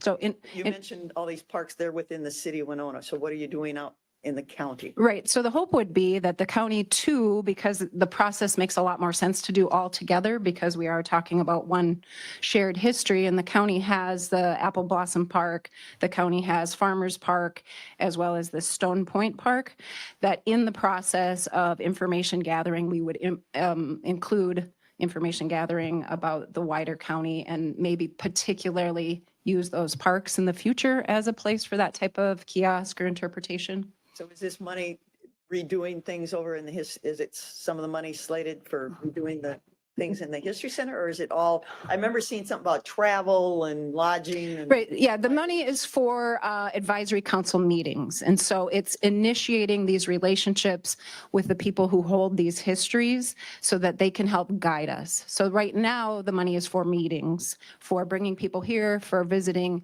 and making sure we connect with the right people who have this information and can guide us. I But asked those these- same questions But at the these Parks people, Committee. Yep. yeah, okay, but they're from, so who's from here? Who's from here? Who on Prairie this Island, council? Who Pri- on this- Prairie Island Indian community is from here. They're the closest Native nation. Okay, so they Up. have representation on Yep. this council? Yep, they have representation. We have representation at two other Minnesota tribes. It's essentially the people who were exiled from here. So the Metawakan Dakota, they were sent out to different areas. And so we're getting representatives from each of those areas where the Metawakan were exiled. So there's one in Nebraska, one in South Dakota, and then the 4 in Minnesota. So we're having a representation about 7 to 8 people. Maybe 2 will be from Prairie Island. So then the next phase is to come back and ask for money to create these things. This does not, no, this is just a meeting. Yep. Coffee, There- donuts, and a meeting. Well, it's travel, it's making sure that people are paid for their professional services and time. Yes, and then the next phase is actually going to be interviewing elders who have knowledge beyond this. That's the next phase, and it's a research phase. And it's what we need to do. We simply don't have this information in our archives. We don't have it to represent at all. So we have to go to the people who have this tradition, this understanding of this area that we do not have. Okay. The State of Minnesota Historical Society, they don't have any money to do this. There's a real push for things like this. Yep. There's not money at a higher level. We are getting direct funding through their Gale Scholarship Program. The person who will be helping with these meetings and doing the oral histories is being paid by the State of Minnesota Historical Society. But is it our data or their data? We're sharing with them. Thank you. I asked that same question, Commissioner Ward, the Parks and Committee, Parks and Environment Committee. Is there some kind of concrete, end product when this is all done? But this is not there yet. I think we will have a report in the end based on this consultation. I was looking, Not kiosk, There's not a plaques, kiosk. Interpretive, anything for any of our parks. So No. this is step one, and probably not even just a 2-step process, right? well, the second step will really start to develop that research and that story. So then we will take it from there likely. Commissioner Meyer?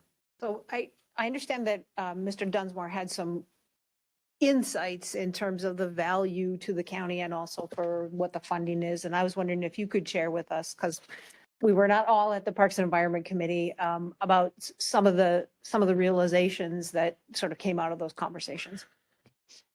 So, the Parks and Environment Committee did discuss the historical value of trying to start the process to collect this information. It does relate to an extent with the comprehensive plan. So if there is a desire to fund that, there is 178,000 for the comprehensive plan update, based on some of the municipality costs who have updated their plans. We believe there should be some funding remaining there, should you want to use some of those funds to start this project. Commissioner Ward? Another question. The members of this council are tribe people. Seems like, is there some non-tribe people to ask the tough questions? We will be meeting with, our committees will be meeting with them who have been doing this research for the last 2 or 3 years. So those of us who are deeply steeped in the research that exists will be there, yes. Okay, but I'm thinking of somebody that doesn't have the knowledge and to ask the questions of what's this all about? No. I'm not sure. I mean, we can make this open to whoever is interested. It seems most productive for people who kind of already have some context of the history so that we can ask better questions. But if we have, I mean, as a museum, we always want to tell the story to those people who don't know any. I mean, that is kind of our approach. We're trying to make sure that this information is available to the public. And so that means everybody who comes in without any knowledge. At this stage, I guess my thought was that the people who have been researching it and know the most would be the best to pose questions, but I am open to other ideas in terms of who has particular questions. I mean, I do understand the idea that the Parks Department may have specific questions related to their parks, and so that would make a lot of sense to me that they would be represented at these meetings as well. I'm sure the city would want to do that as well. Yeah, so using funds that came from a nonprofit organization, the History Center did an event last week. And it was a kind of a cultural training and with folks from Prairie Island. They were talking about how, so I know this from talking to Susan Betcher, who's a Goodhue County Commissioner, that that they have put in a kind of a interpretive thing for Barn Bluff, which gives the native name for Barn Bluff and does interpretation about what was the importance of that bluff before the settlers arrived here. I mean, in the, long back history. And they were talking at this event about how they have been trying to sort it out for about a year, but they finally have figured out that there is a story that has to do with Sugarloaf. And its name is related to the traditional name of that bluff in Red Wing. And there's this whole mythology about twin sisters who were fighting and who separated. And so we have, I mean, I find that fascinating, and it is the potential to just give us that kind of historical information that we can make available to visitors at our parks. And I think that would be a fabulous thing to have for Farmers Park and Apple Blossom Park, which is just so gorgeous. Like, what was this used for 2,000 years ago, or longer? So I see the value, and those are the sort of things that that I can tell have come out of this process in Red Wing from their similar work. Right, and I do appreciate you adding that other local nonprofits have been putting their funds towards furthering our whole community's advancement on this behalf.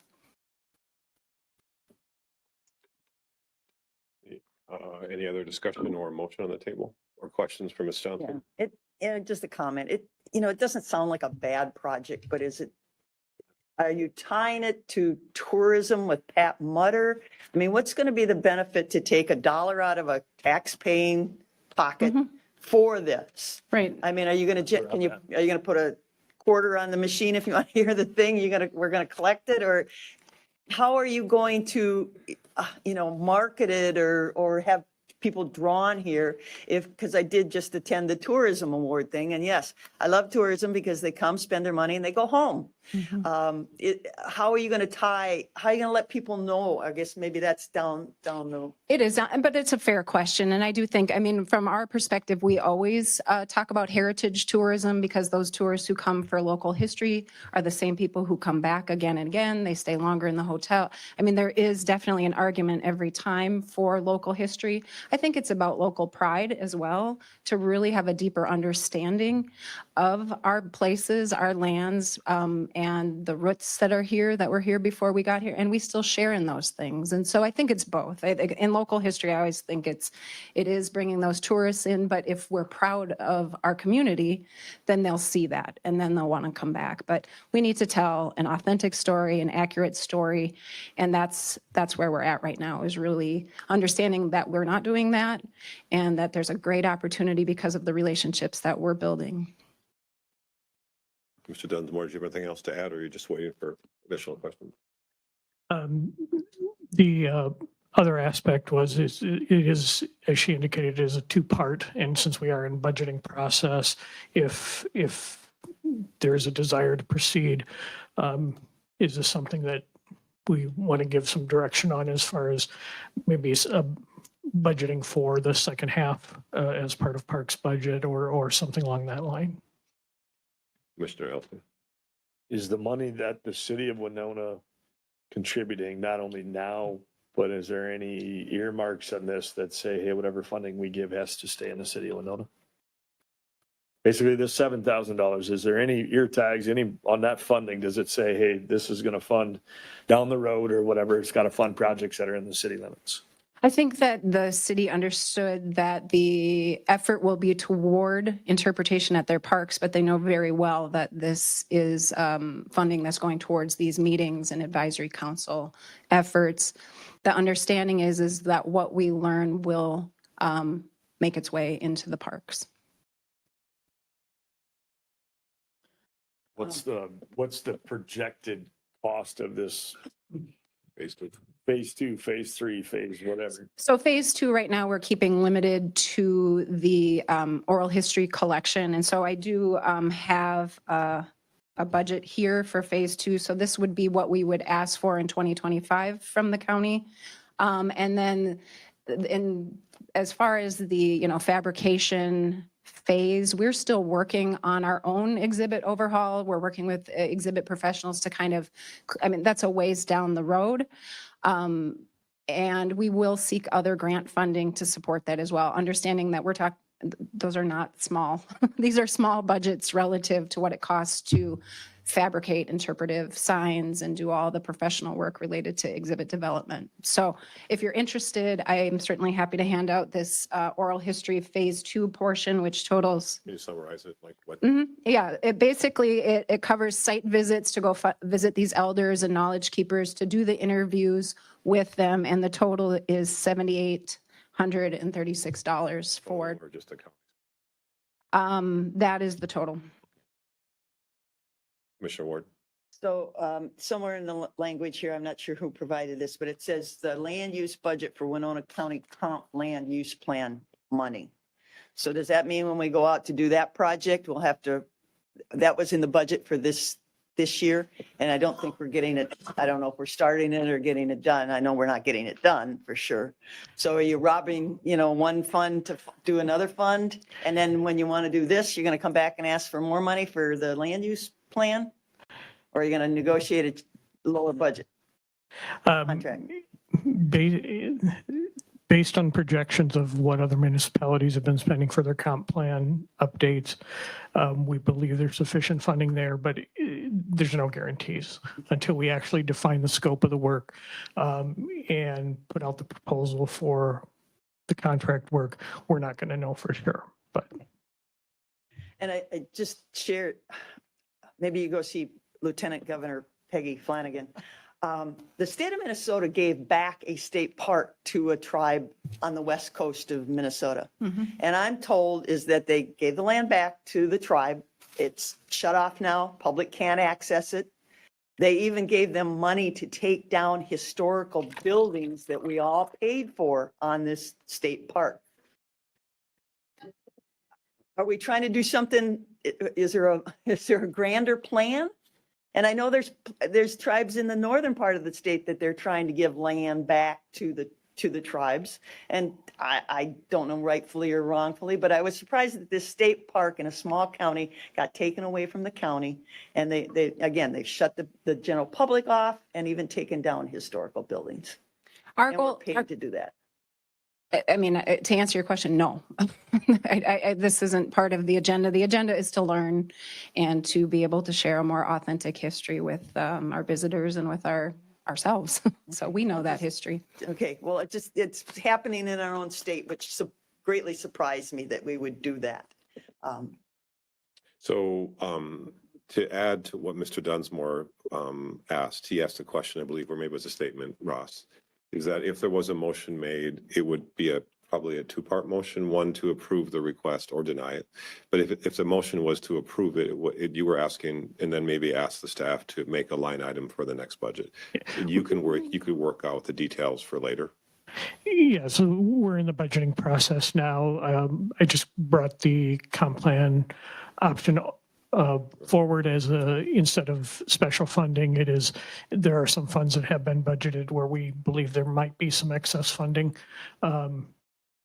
again, not a guarantee until we actually get there and define the scope of the work that is going out. But it certainly appears that there should be enough funding. But again, we don't know. Okay. So from there, it would provide an immediate source of funds that you could use. And then the second part then would, how do you want that pursued? Mr. Chair, I would like to move to approve the funding for this year with the funding source as suggested by staff. And it can certainly include planning for the second phase of funding that will have to come back to us as a part of the budget anyway. I'll second that. 2025. Further discussion. Commissioner Ward. Just off the wall, is attendance at the historical center, is people coming through the door, is it up or down? I know COVID greatly impacted it. Where are we at now? We're on our way back up. Last year, we've had a very busy, I would say, 2 years, but over the last year, it's been very busy. A lot of visitors. We've got a lot of community rentals, meetings and things. So it's hopping all the time. Okay, well, that's encouraging. Mhm. Any other discussion? So the motion is to approve what had been item 7.2 originally. Was that the extent of the motion, Commissioner Meyer? No, and that staff would plan for next year. And to ask the staff to add an item for 2025. Is that clear? All in favor, say aye. Aye. Opposed? Motion carries 5-0. Is that correct? Thank you, Thank Ms. you. Johnson. Appreciate it. We want to report back, though. It drives tourism, that's what I'm after.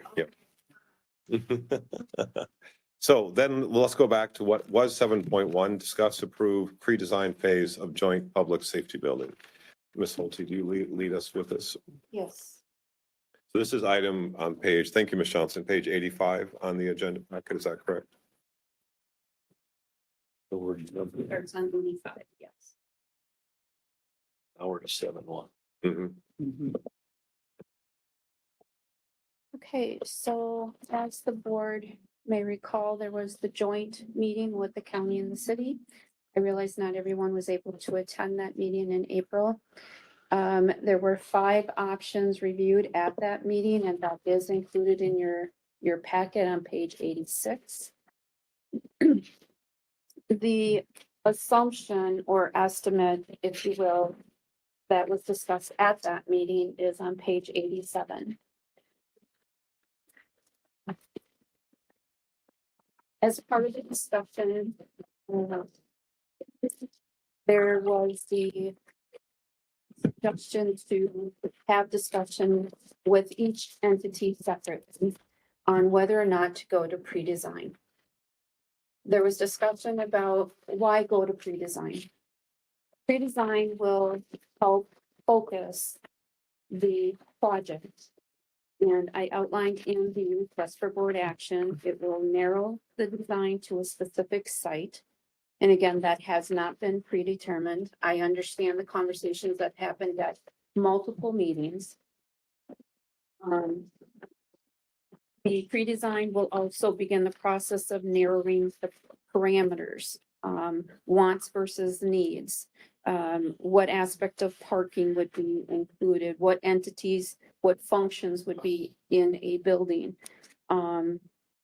Establish land acquisition parameters, provide closer cost estimates based on budget, and establish timelines. Again, these are what ifs. The intent is to give more data for both entities to base a decision on whether or not to go any further. Okay, it does not commit either the city or the county to moving forward. I verified that with the city. I also verified that the cost to entertain the pre-design is not something the county or the city would have to repay unless the city exceeds the 7.5 million, which is not likely. But again, it would not be a burden of Winona County. I actually double checked on the issue of not having to repay the state, and both times I received the same answer. The scenario that is on page 89 is intended to give a what if and why the county may desire to consider the full build site. We've talked about the limitations of the current space, the walls and the way that it's currently laid out, and that we do not have 100% knowledge of which walls are barrier walls, what we will find when the maintenance is done on the building, and that we will have to do more than put some paint on the walls and maybe replace some carpet. It's not in a usable state, is what I'm trying to say. The other part is that we need to be mindful that if the county goes the route of doing the maintenance on the building and remodeling it to be usable for longer term, we need to consider that there will be a cost to potentially move functions out of there in order to do the maintenance and do the remodeling. So again, we just need to be mindful. That's not something we've talked about, is we have no estimates on it, but that's above and beyond the 4 million-ish. Okay, so I just want to be upfront. I did make this assumption with if we were able to have the license center as part of the facility, and the logic is to bring some stability to the budget. With having the license center move 4 times in 15 years, that all adds up. We're leasing, that adds up. And so the estimate that is used on this page is just a little over $905,000. So again, if we just look at expense and our budget, the fluctuation, we can't control the leasing 100%. We can negotiate, but we are not in the driver's seat per se. It is important to note that this assumption for the utilization of the $7.5 million, that city grant, also kind of ties into ownership of a facility. My understanding, again, commissioners who were part of the work group, it's my understanding from that, I did go back and review my notes, that the city has to have ownership to use that $7.5 million in some fashion. And again, commissioners that were part of that, please chime in if I'm misspeaking. We would have to do negotiations on what does that 50-50 ownership look like, if that is a direction the board chooses to go. And that's holistic from, not just the general maintenance and upkeep of the building, but the custodial, the IT, equipment, supplies, all of that kind of stuff. So there'd be a lot of negotiating is what I'm trying to say. But that is not something that we have begun. So if we go a little further down on the scenario sheet, the cost analysis. So I did put the BKV estimate of 23 to 26 million. That was per the BKV estimate. Now that is the initial one where that was the request in which the city asked them to do. So that has not been vetted. Okay, as far as needs versus wants, what are we in agreement to do versus what they're asking? Okay, so please note that. I used the assumption of setting the budget at the 22 million. Why I did that is because of the joint city-county discussion. That was the figure that was used. That can be changed. I just did this for illustration, okay? But using that scenario, again, the current state of that grant money and what it can be used for pre-design. I did insert the assumption of the 4 million because that correlated to the presentation from the city, the joint meeting. There is the potential, again, if we acquire property, to potentially use the 295,000, which is a county grant that we obtained a couple of years ago that will expire. Again, not saying the county has to do that. I'm just using the assumptions here. I don't believe we would end up using all of that 4 million estimate that the city had thrown out there as an example.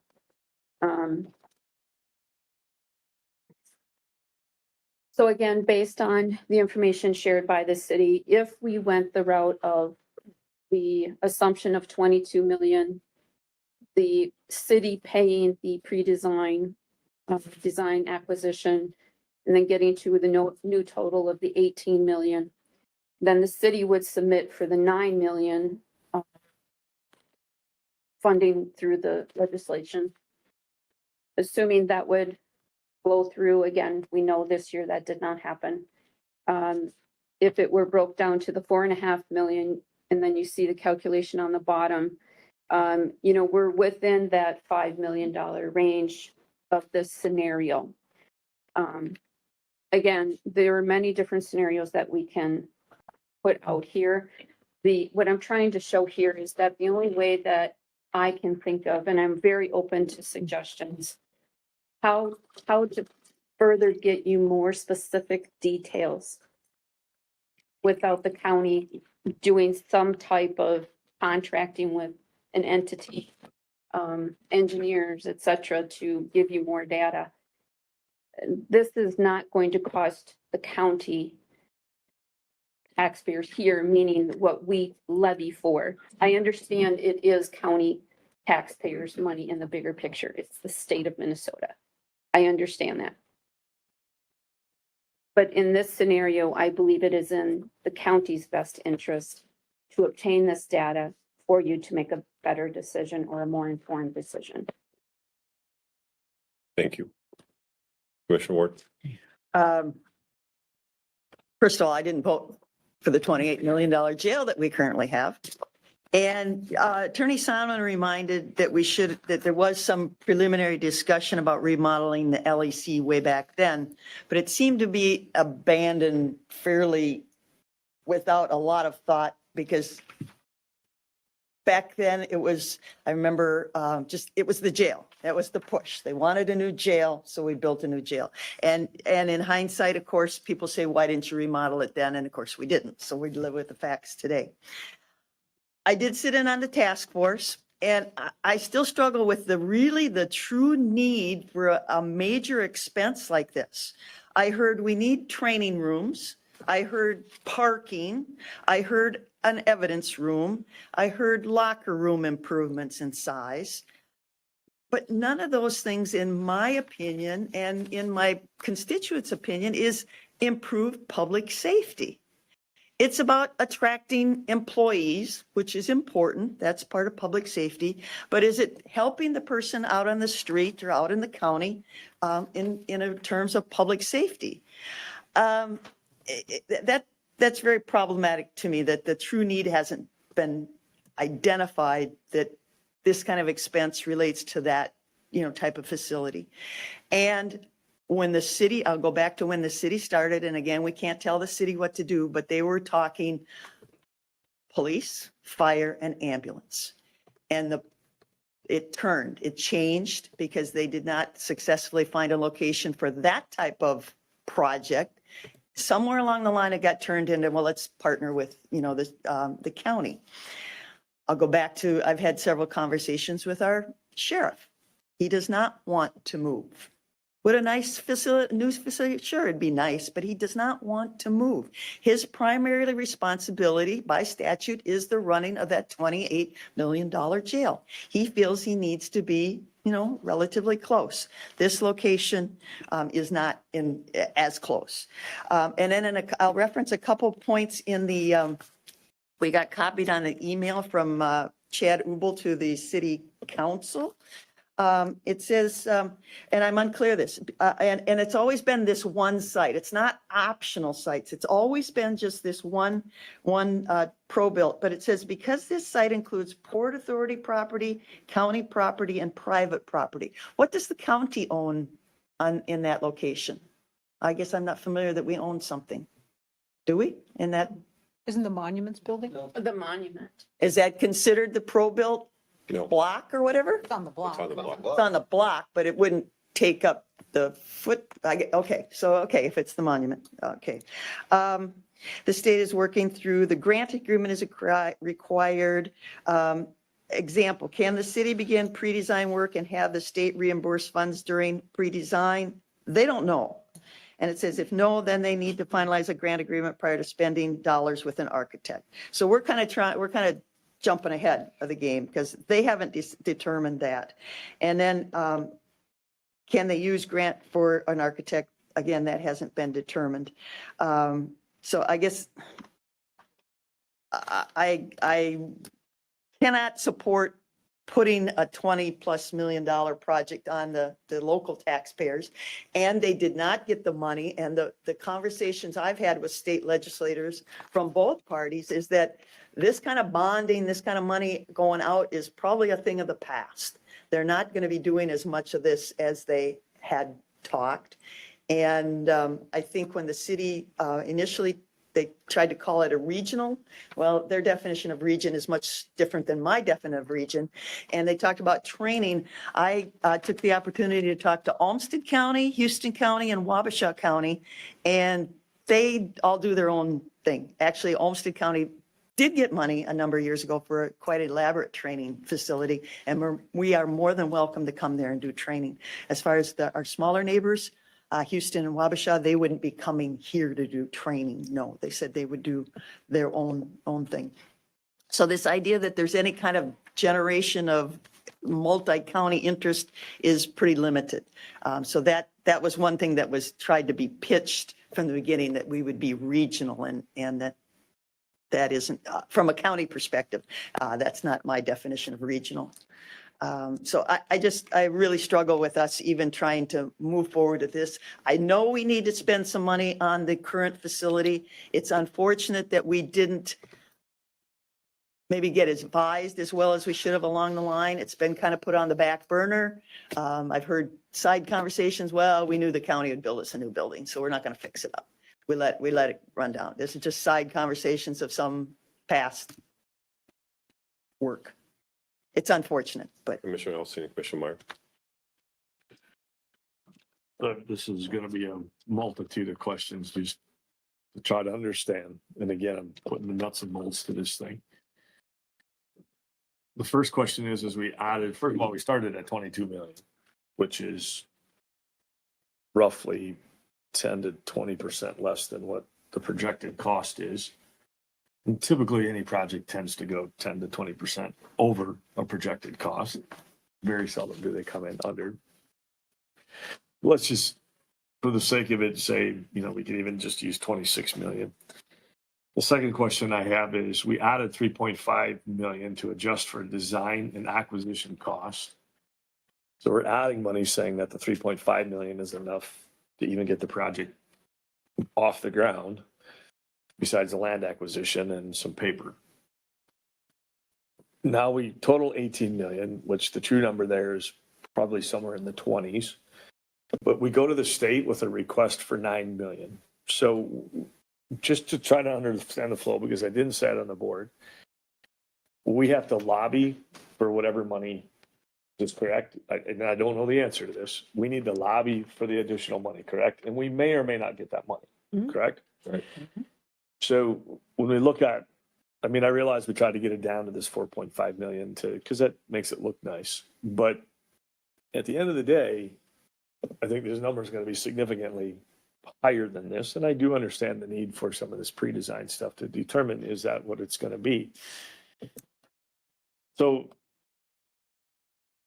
do we really think that 11, it says new total is 14.5 million. What page are you on? I'm on page 87. I'm just trying to understand the flow of this. It says state funding 7.5, new total is 14.5. Then it goes down to the next cost.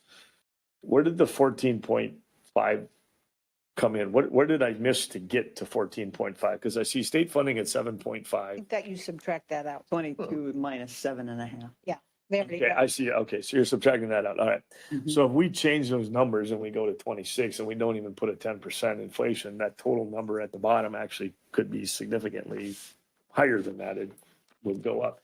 The other thing that we've got to do, and is it accounted for anywhere in here, is the lost, assuming we're getting tax revenue off that full build site.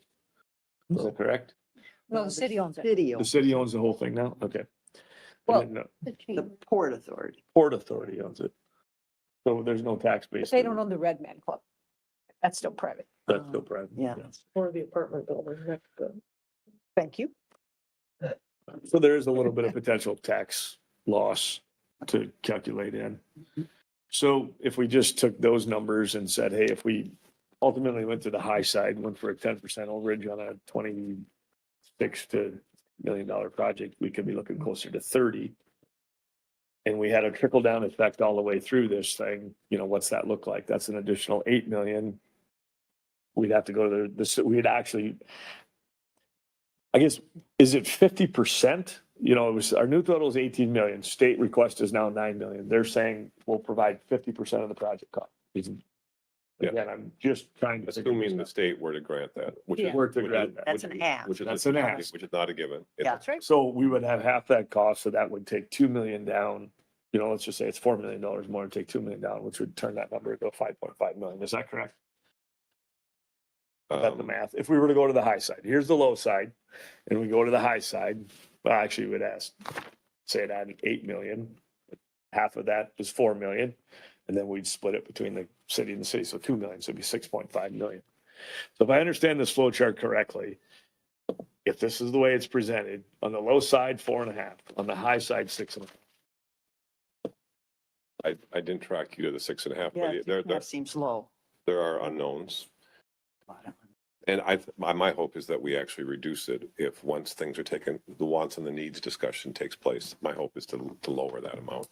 But I'm not ready to, this is just moving forward with additional information. I'm trying to understand the flow chart to make sure I get the breakdown and the structuring of the money. And if the state says no, so it's The state says no, then to me, the proposal's dead. Mhm. $9 million is a big deal. Commissioner, I'm sorry, you finished? I think so. I understand where this is going. I just think we got to look at the high side too. Definitely. Commissioner Meyer. So this, my first question is for you, Administrator Holte. And that is, so we had this number from BKV about remodeling the LEC. And so, 23 to 26 million.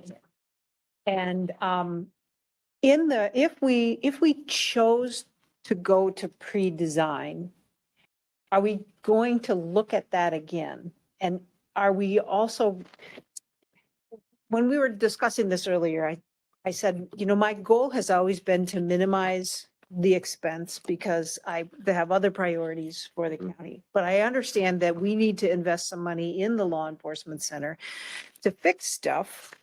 And if it turns out that partnering with the city and building something new or even remodeling ends up being a lower cost, that would have a lot to do with my choices, right? So the number to remodel the existing LEC is pretty high, so it kind of ruled it out of the choices. Will we look at that again if we do pre-design for just us? I mean, which is to say, yeah, I know we got the $4 to $5 million, but I also know that the sheriff has told us that we need a safe place to process things like fentanyl, and that we've had climate control issues related to storage. I understand there might be some other items, like we need interview rooms, that sort of stuff. So the cost estimate includes not just what we need, but it also, the one that we have, it includes not just what we need, but it includes what the city wants as well, or what the city needs, whatever. So in order for me to make a choice, I sort of have to know if we don't go with a partnership, what's our cost?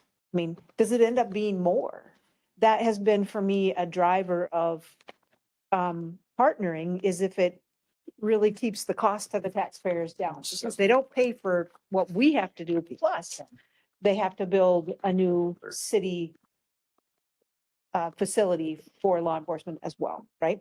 Correct. So that information likely to come out of the pre-design?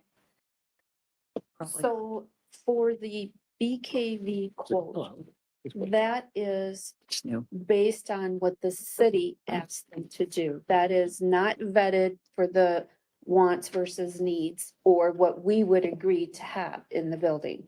So that is not what I would call an accurate estimate. Okay. And I'm going to use the example, and this has already been in the news, so I'm not saying something new, the gun range. Oh, right, yeah. Okay, we've been very forward that we don't have an interest in putting a gun range in the basement or whatever. We learned our lesson on that. So right there is at least $1 million. Okay, so that is why, from my perception, to reduce the amount and go with the 22,000 or 22 million that was talked about at the joint meeting made sense, because there are aspects that are not, from the county's perspective, needed in the building. Are they desired? Would they be ideal? Absolutely. As far as the cost for the current building to do maintenance and for the board to understand what that might cost, the county would have to do a pre-design or some type of agreement with contractors, et cetera, to come and do that, because we do not have that skill set within our organization. And that would not be part of the BKV, because they didn't do that for Winona County. Right. We didn't pay them. And this would be our facility that they would be evaluating based on the needs that we say. Do you see what I'm saying? Yep. So we won't have that data. So that will not be something that will come out of this No, design. no. Okay. And Well, unless that decision, my apologies, No, no, go unless ahead. the decision is the site is that facility. Does that make sense? yeah, okay. And then the other question with that is this estimate that came from BKV did not also include putting the license bureau. No. Not. it No, didn't. right, which to me is an important thing to do. Okay, so, yeah, so I'm not sure that the pre-design will come out with everything I think I need to know to make a decision, Right. but, okay. The second question was for Commissioner Vagley, Mhm. and that is, Commissioner Ward has made an assertion that the city has not said that they have a true need to have a new facility. I wasn't on the committee. I don't know if that's true or not. I wondered if you could share with us what your recollection is on that question. Well, I'm going to look to Sheriff Gander and Mr. Lafie as well. Correct me if I misspeak. I think that the city is pretty clear that it would like a new renovated building, that the existing building does not meet its current or future needs for a variety of reasons.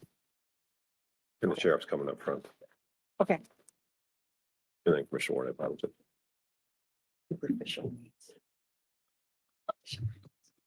Yeah, Chief Tom Williams, the position is that they do not have enough space at the LEC, that they've outgrown it years ago and they've made do. When I was first elected, we had a meeting. At that time, it was Chief Bostrak and Mr. Sarvey and Ken Fritz and myself. And at that time, of course, we were talking about the potential for a new jail, but also remember that we were under a crunch for the jail because it was being closed. Yep. So with that, closing of our jail, needing to do something, my recommendation is we need to have a jail and not house out like we'd been doing. We also have the city, we had a proposal for a $41 million project to keep an LEC with a new jail. Maybe we should have done that. But the focus was the new jail because that's where the state put us. The state said, we're closing you. We're under a time crunch. I met with Mr. Sarvey. I met with Chief Bostrak. They said they're moving out. They had no interest in staying with us at the LEC or doing anything with us for the new facility. They had their plans. They had already purchased property to build a new fire department along with their police department in it. And of course, that went by the wayside. Mr. Sarvey left the city. They got new city council members and they decided, I don't know if I have it exactly right, but they decided that the site there that they had been planning on for years was too small. So, yeah, now we open a new jail. $28 million later, they're asking us to come in with them on this project. I don't know if I answered any questions, but And you've maintained during the task force meetings, it is a fair summary that the county sheriff's department has enough room currently. We- We're not we talking have- about the city. we have a lot of space there when you consider we have the old jail, but is it usable space? Right. How much is it going to cost for us to remodel that space, to put the license center there, or to put records there, or do anything with that space? Right. We have the old annex downstairs that's sitting empty now since we Right. closed the annex. A lot of space, but again, it's going to take a lot, I believe, and maybe Mr. Lafee can address it better than me, a lot to get that to be usable space for us there. We have space. We have space. I have enough space, but I have an old building that's 50 years old. And it needs a lot of work. And again, you know, Mr. Lafee can address it better than I can, but Commissioner Meyer's right. It takes days for the heat system to catch up to us, whether it's too hot outside and we're cold inside, or vice versa. We have plumbing issues. We have, we have a lot of issues that have to be addressed. And I think Commissioner Ward addressed it earlier. I didn't push anything to get fixed because I really thought we were building a new LEC, you know, 10 years ago or 5 years ago, not a new, just a new jail. And that didn't happen, of course. Commissioner Ward mentioned that you prefer to stay in the existing LEC. Well, I prefer to stay there. Is it absolutely necessary? No. Could we make it work across the street? Yes. Obviously, with our new jail there, I would like to be able to just walk down the hall and go over to the jail to see how things are going. I would like to have that little bit quicker response, even for myself. We haven't had issues in the jail yet since we opened it, so not once have I run down there to help them with a fight or a problem. So, but that's because of the staff we have, and that's because of the facility we have. We now have places to move people where we didn't before. Okay. So yes, I would really prefer to stay there, but it's not, that'd be nice over necessary. Gotcha. Thank you. Any questions for the sheriff? Mr. Lafee, is okay if you, only if you want to, care to share any comments on anything that's been said so far? See, don't know. Boss. I guess I really don't have a whole lot to add. It's, like I said, I'm a numbers guy too.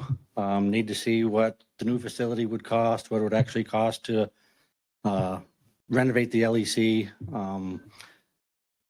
You know, if Winona PD, if we don't partner with them, are they going to move out and then we're going to have more space at the LEC for license center? Or if it's a lot of a storage, we won't have to spend as much money as was kind of projected at the LEC, because we're not going to need the HVAC, you know, requirements that we do when people are in a building versus just cold storage. If temperatures fluctuate some in storage, not a big deal. When it fluctuates, you know, 5-8 degrees in an office is more of a bigger deal for people. But I guess I really don't have a lot to add, but like I said, I need to see the numbers also to see which way to go. Commissioner Ward, thank you. Mr. Lafee? Commissioner Meyer mentioned, kind of touched in on this and such. So what are the costs if we built something new on a separate location? What do we do with that? There's a cost to maintaining it. There's a cost to knocking it down. There's a cost to doing nothing with it. So we haven't addressed that in any of these figures. Actually, That's it. Well, It's then in not, there. it's in there, just. It's 1.5 to $2 million.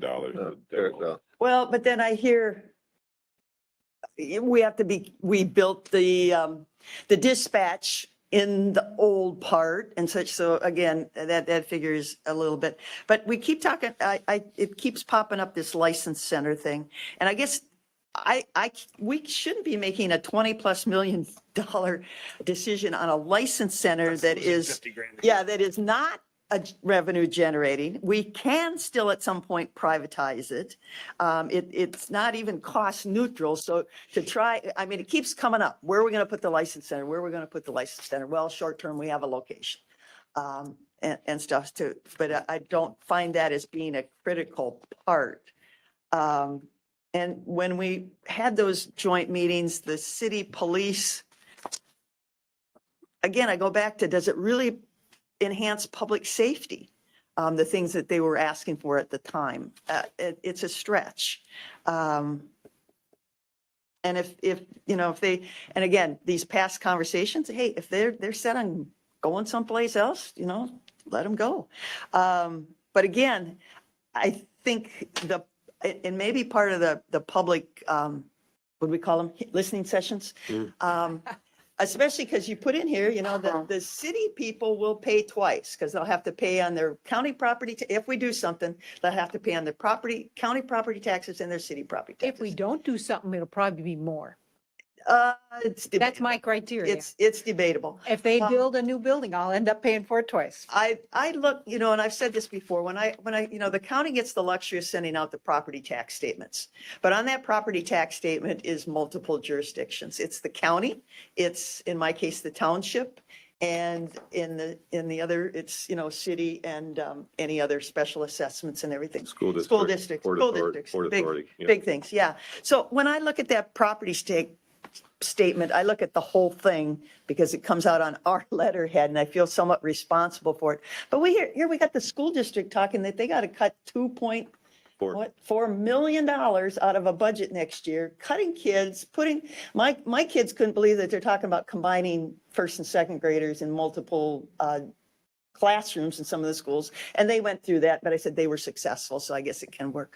But I look at the whole community and I just think this is too much of a burden without really having a feel that it's so inefficient that the building can't work with some improvements. Mr. Chair? And maybe we need to negotiate with the city that, of course, and you say the pre-design is site. So maybe we say the site has to be the LEC, that has to be part of they got the 7.5 million versus if we just let them use the pro-build site, then we totally lose out. Have to have. I completely disagree. Sorry, Commissioner, I apologize. Commissioner Olson, Commissioner Meyer, then Ms. Holte. I think what the sheriff had said before was, a long time ago, this all came about, and it was the tail wagging the dog. The administrator and the chief said, we're not gonna stay. I never heard that from the city council. Now we have, that they choose to move on, but I've been having trouble with the process when they haven't determined the needs and wants before they determine that the existing facility will not work. So it's kind of bass backwards. Excuse my French, but I'm gonna support this proposal just to get more numbers because I like numbers. I like to see what the real total cost would be. Because I'm on this lower list, I'm the person that's gonna pay twice. Yeah. And I recognize that, and for me, it's the bottom line. What's it gonna cost? Commissioner Meyer, Ms. Holte. I have always felt that it only made sense for me to support this if it ended up minimizing the expense of the county. And I see how it is also for the exact reason that Commissioner Olson said, that if the city decides to go ahead and build a new building, I will end up paying for remodeling of the LEC, plus I will end up paying for their building as well. So it seems to me that it's at least worth the effort to find out if we can in fact negotiate with them in such a way to keep that cost lower instead of higher. And I think there was a point at which they had very big pipe dreams, the 40,000 square foot, the 20,000 foot heated parking. I mean, but we have been successful in helping minimize what their wants are. And I trust our county administrator to continue, because she is fiscally conservative, to continue in that vein. So if the project can in fact be less expensive, not more, then it's better for the community. So I feel like really if this next step doesn't cost us, because it's coming out of money that the city already has, that I want to know what the numbers are to the best extent that I can so that I can make a judgment. And I feel it's worth it. And I don't think it right out of the gate without knowing that we can say it's not needed. It's a worse for the community. I mean, a whole variety of things. I think, no, it's just investigation to find out. Ms. Holte and then Commissioner Elson. Commissioners, so the bottom line is, I not only looked at it from the county's perspective, but the taxpayers of the whole county. I understand there's the difference between city and county, okay? But if we really look at the total cost of what it would be if the city moved out, which I understand, not your problem, but it is the taxpayers' problem, because somebody's going to pay. Okay, so, and if we have services that overlap and that we partner on, it makes logical sense that we would at least evaluate that partnership to minimize the expense to the community, all of the community, not just separation. I get it. I get that you're the county board and the city's issues are the city's issues, but the citizens are everybody's issue.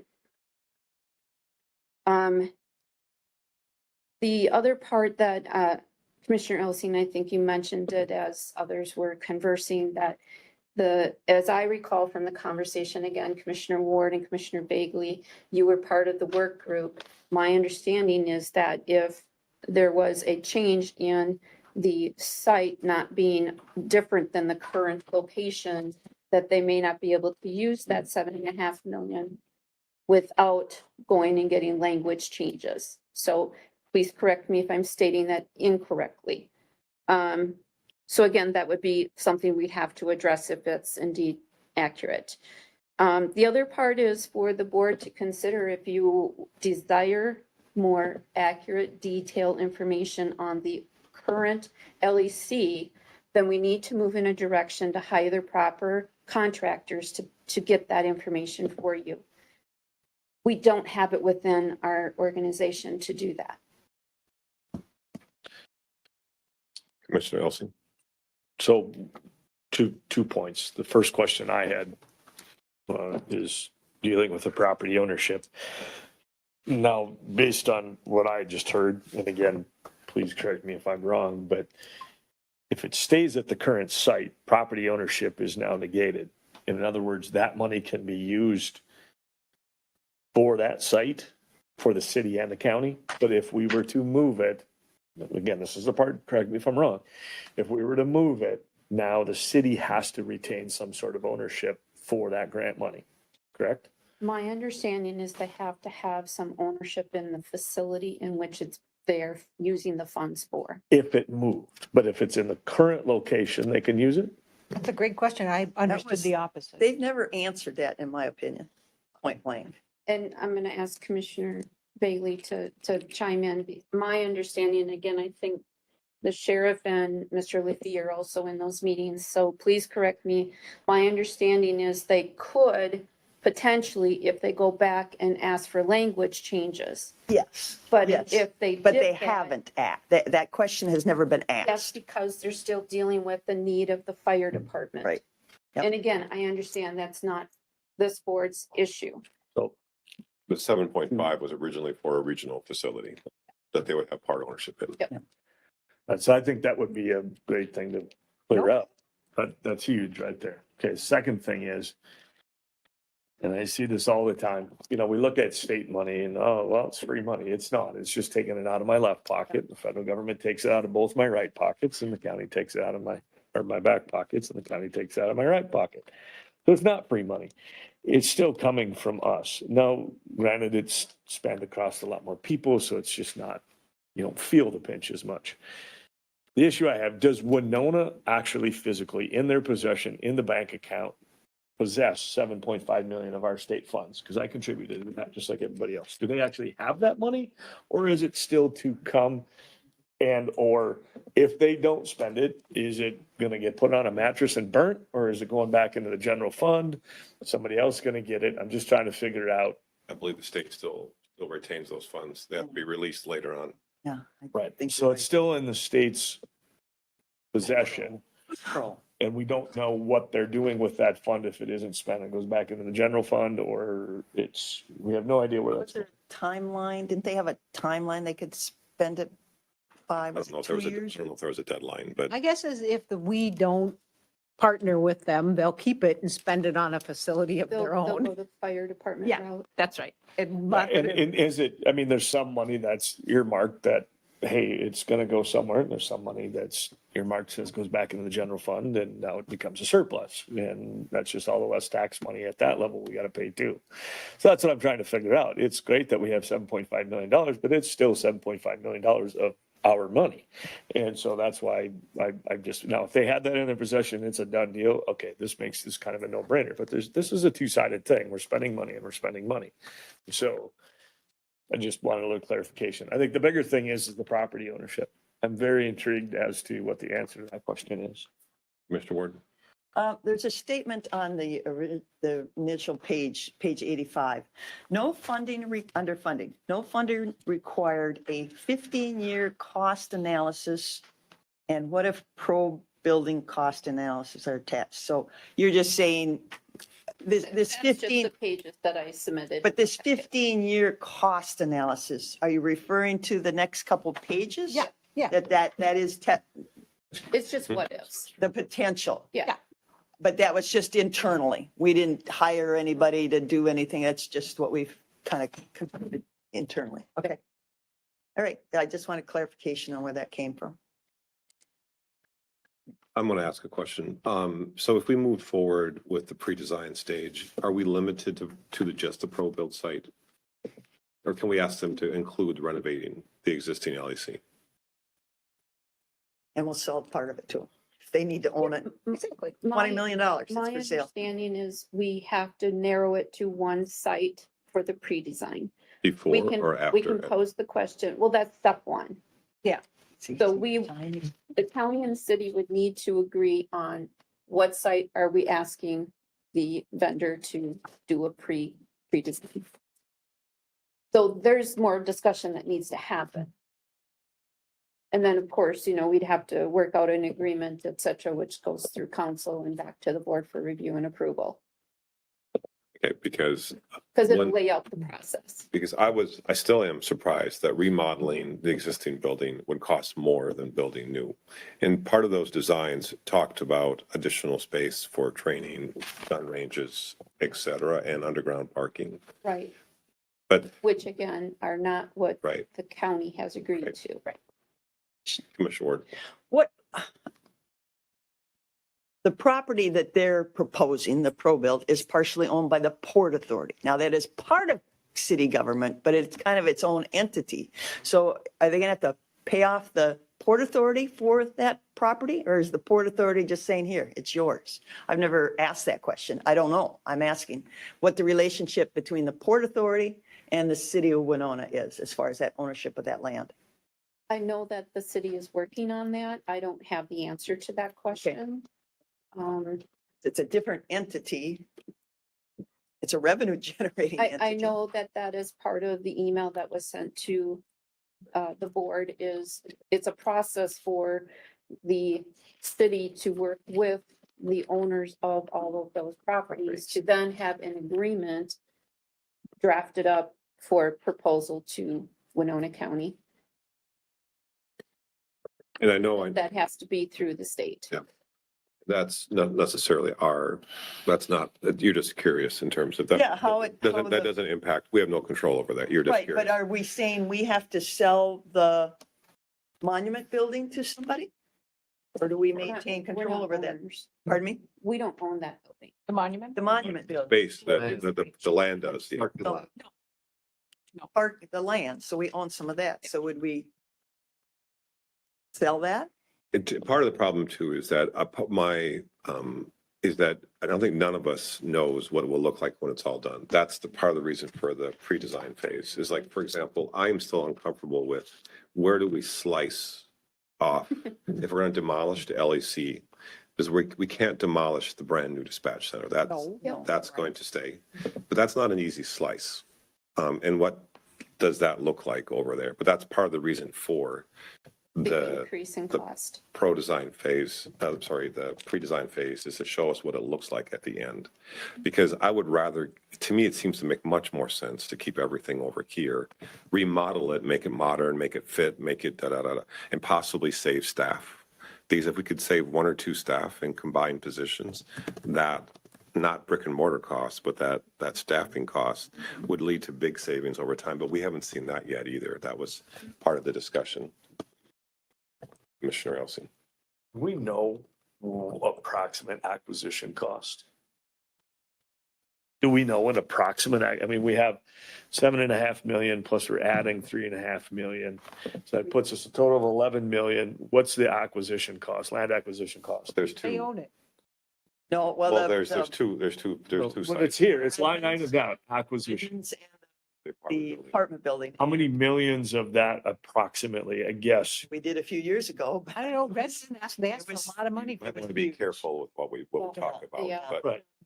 What I'm saying is that, do we think it's going to be 3 million of that? maybe follow up with maybe. Mr. 11 Bolger. million, you know. What I'm trying to figure out here, and this is why. I'm just gonna throw a number out here, and we have $11 million here, and let's just say the land acquisition cost is, pick a number, 3 million. Okay, 20, roughly a third of the cost. So that means, we have 8 million left when we look at the total project cost for that. So if we look at 22 million and we say that it's going to cost us 19 million to construct a new facility. So if we just say, hey, 4.5 million or 4 million roughly to renovate it. So that's a 4-to-1 ratio. Does that make sense? In other words, to build new is 4 times the cost to remodel. Is that a fair assumption if you were to say having to remodel a house versus tear it down and start completely over, buy a lot and build it? But I think You know it what I would mean? be, it would be a more accurate description to say that you bought a church and now you want to convert it to a house. Well, Mitch Wallace does. He does a good job. He did it. Because because that's the thing, we're talking about the LEC, and if we want to Yeah. do office space or other things with it, we have cells, we have things that are, and it might be that the building is too far gone. So maybe in some cases, you should just. start I'm not, from scratch. I'm not actually making a statement, and I'm just saying, realistically, practically, does that sound right? You know, that's what I'm saying.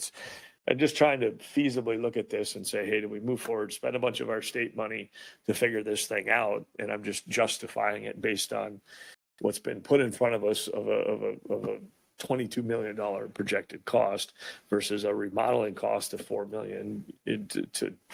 So what it tells me is that it's going to cost us $15 million to build the brick and mortar aspect of the facility. It costs more than that, yeah.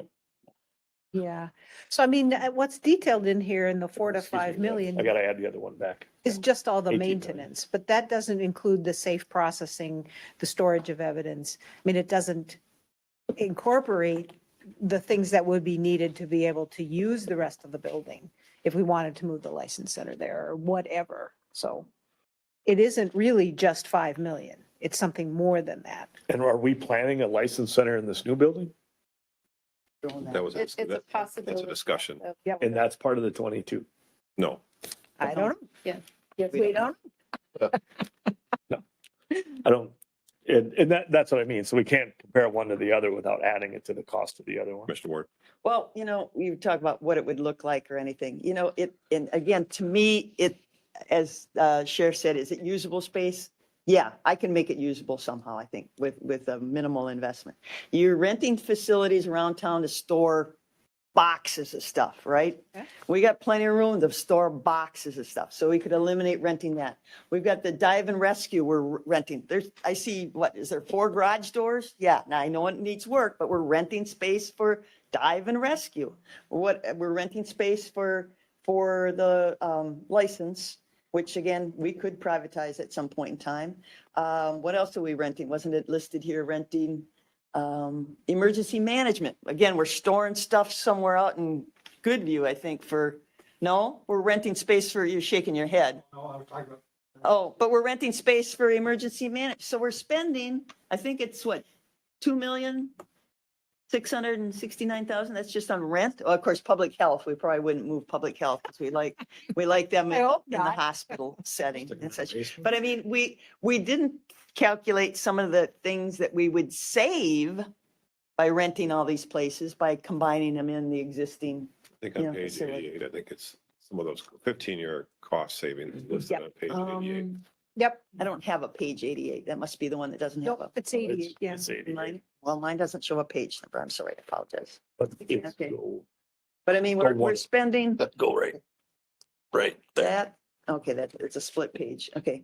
Yeah, that's what I'm saying. We're spending the red numbers there. We're spending that kind of money. It includes public health, but yeah, either way, Right, yeah. yeah. So I mean, there's usable, and again, my opinion, there is usable space in that facility that would save us renting. Ms. Holte has a comeback. Ms. Holding. Commissioner Ward, there is a misunderstanding about what kind of storage is needed. The building over there cannot occupy the kind of storage that is needed.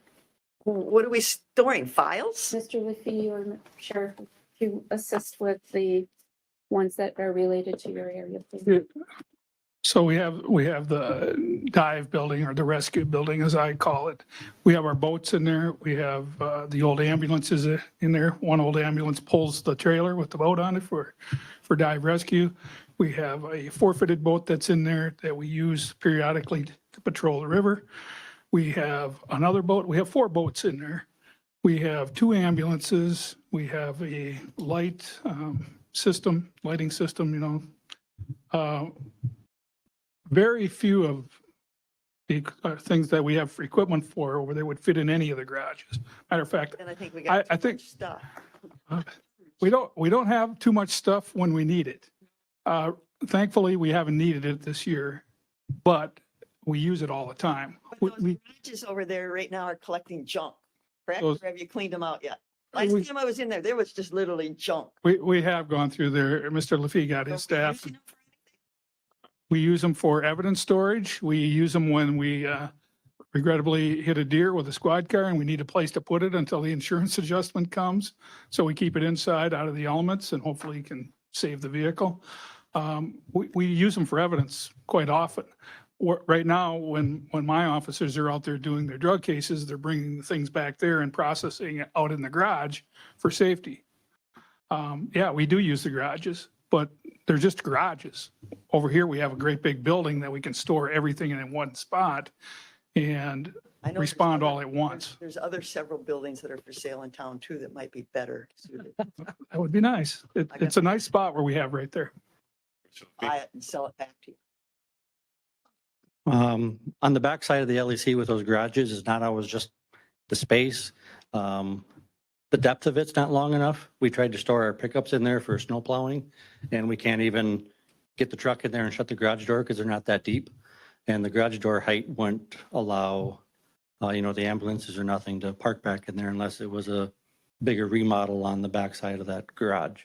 So it's not just storage or boxes in there. It's one of the boats is too long to even fit in the garage. Okay, but what about this other storage areas? Just says storage areas. What do we, got file boxes? And I'm not what storage areas. In the red, it's $140,000. Over 15 years. Oh, the Hawkins Ash. Yeah, because we haven't. Yeah, Yep, that's files and old plat books and everything. And we haven't, our lease is done at the end of this year, I believe. We haven't moved it. got some jail cells that'd be very secure, Yep, it's true. you know? Yeah. So again, I guess I get frustrated with space and usable space. And I guess I'm an old farmer and you always made use of the space you had. and as well as you could.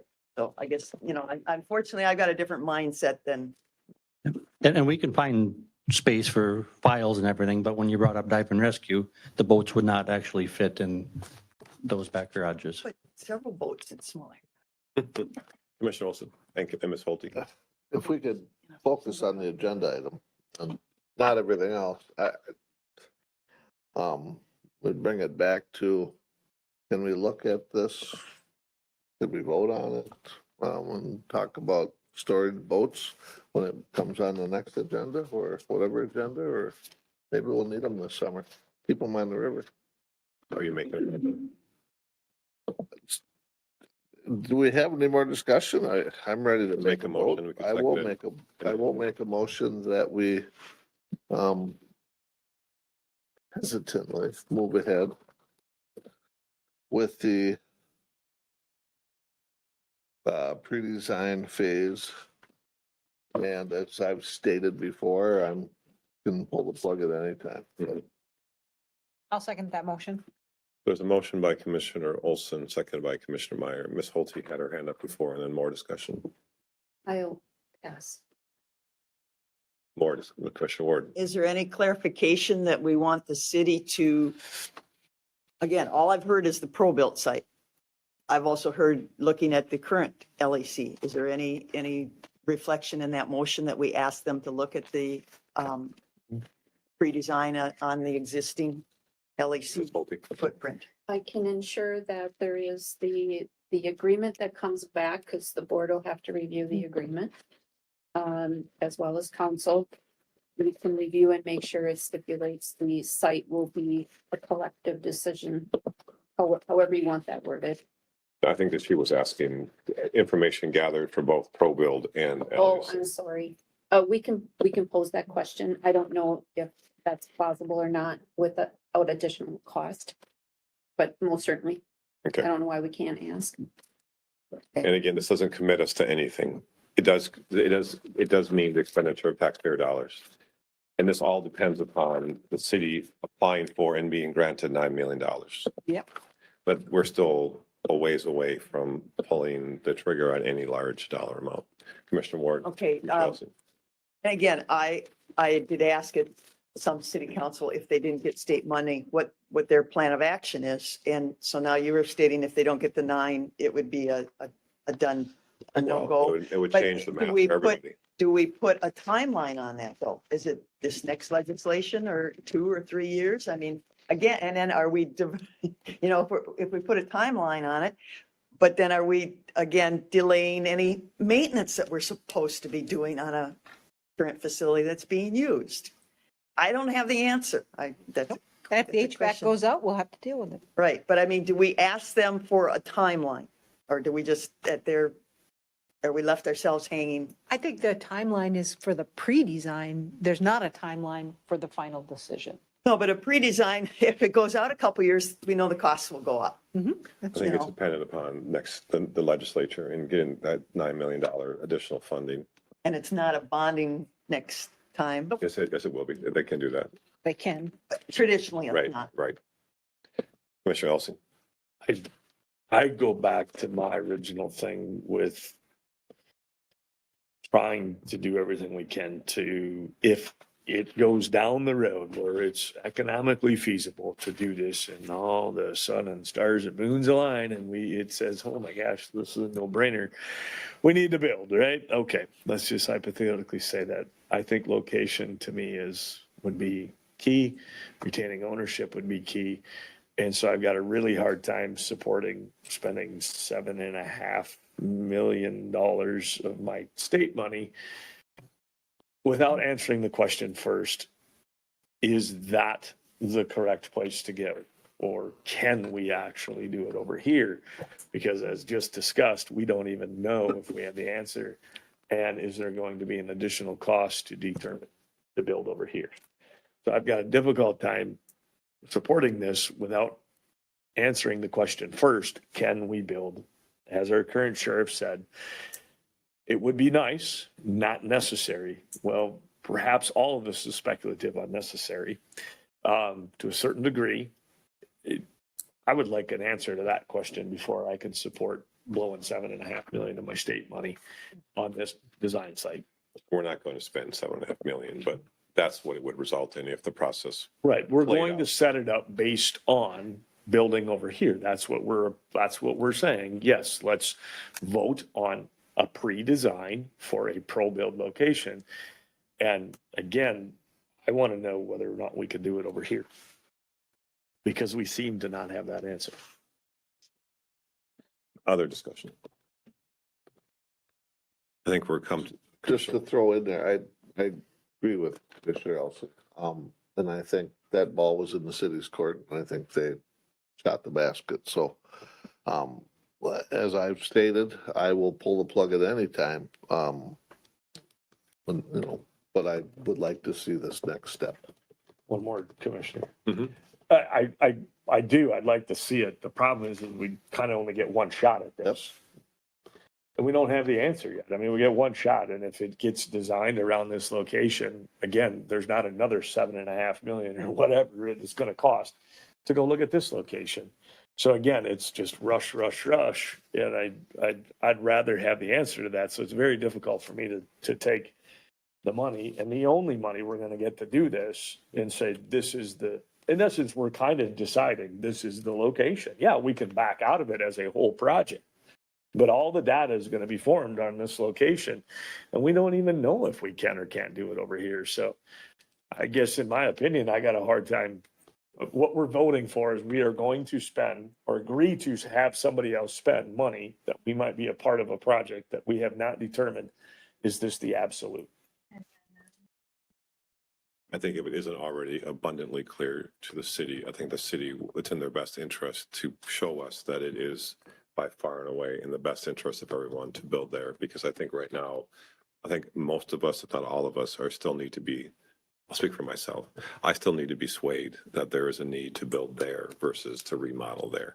I think that, I'm in the same boat. yep. So I think, but this additional information, which is not going to be $7.5 million, $4 million is, but I think that it'd be in everyone's interest for them to show us the money, show us the numbers, et cetera, because that is not an easy slice to cut off the LEC from the rest, everything. And there's still the tunnel, and some other issues as well too. So You're saying in favor of the pro-build location? me? Yeah. No, you're missing everything I'm saying. No, I'm actually, I lean that way, but I want more information about that site. I think I have some concerns about moving there instead of remodeling there. And all along, when they first came out, what the heck? How does it cost $3 to $4 million more to remodel? It's because they had added all these regional training facilities. But in the city's defense, they needed to, part of their grant request was for a regional training facility.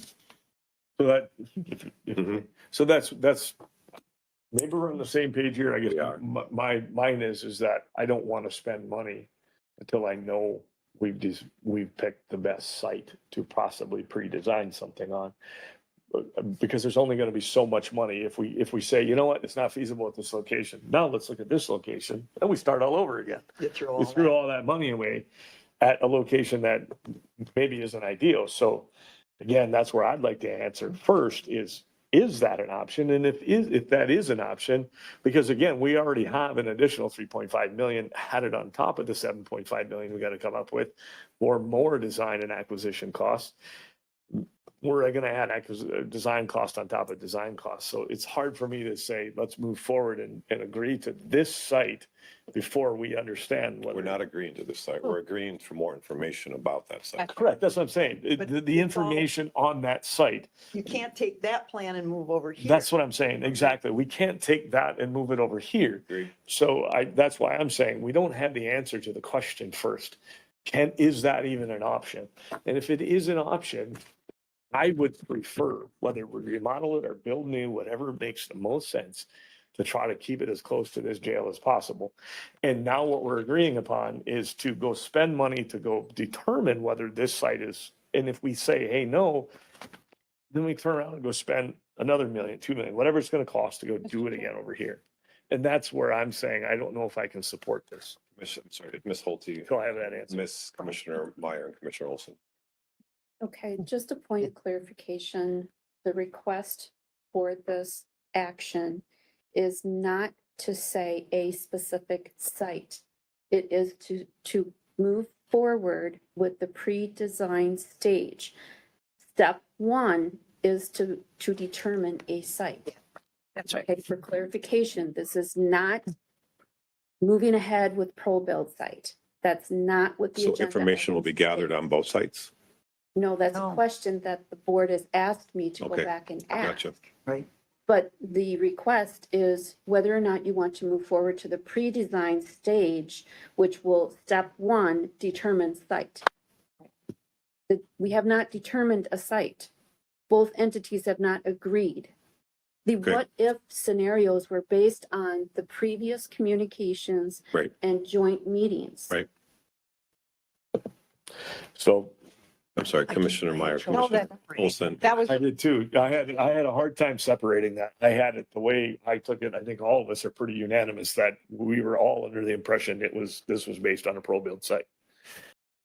And that's only the everything I've heard city people Yeah, I say. have not heard any other They have discussion. not explored any other option. It was explored. When BKV gave us that presentation, one of the options they walked us through was to remodel, but it was to add a lot of more space. They want to add space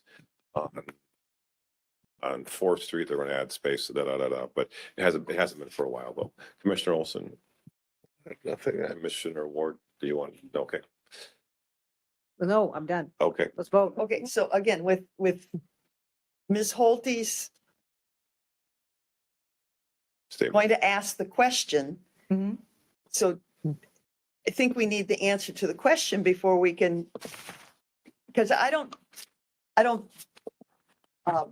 understand this pre-design, but pick the site.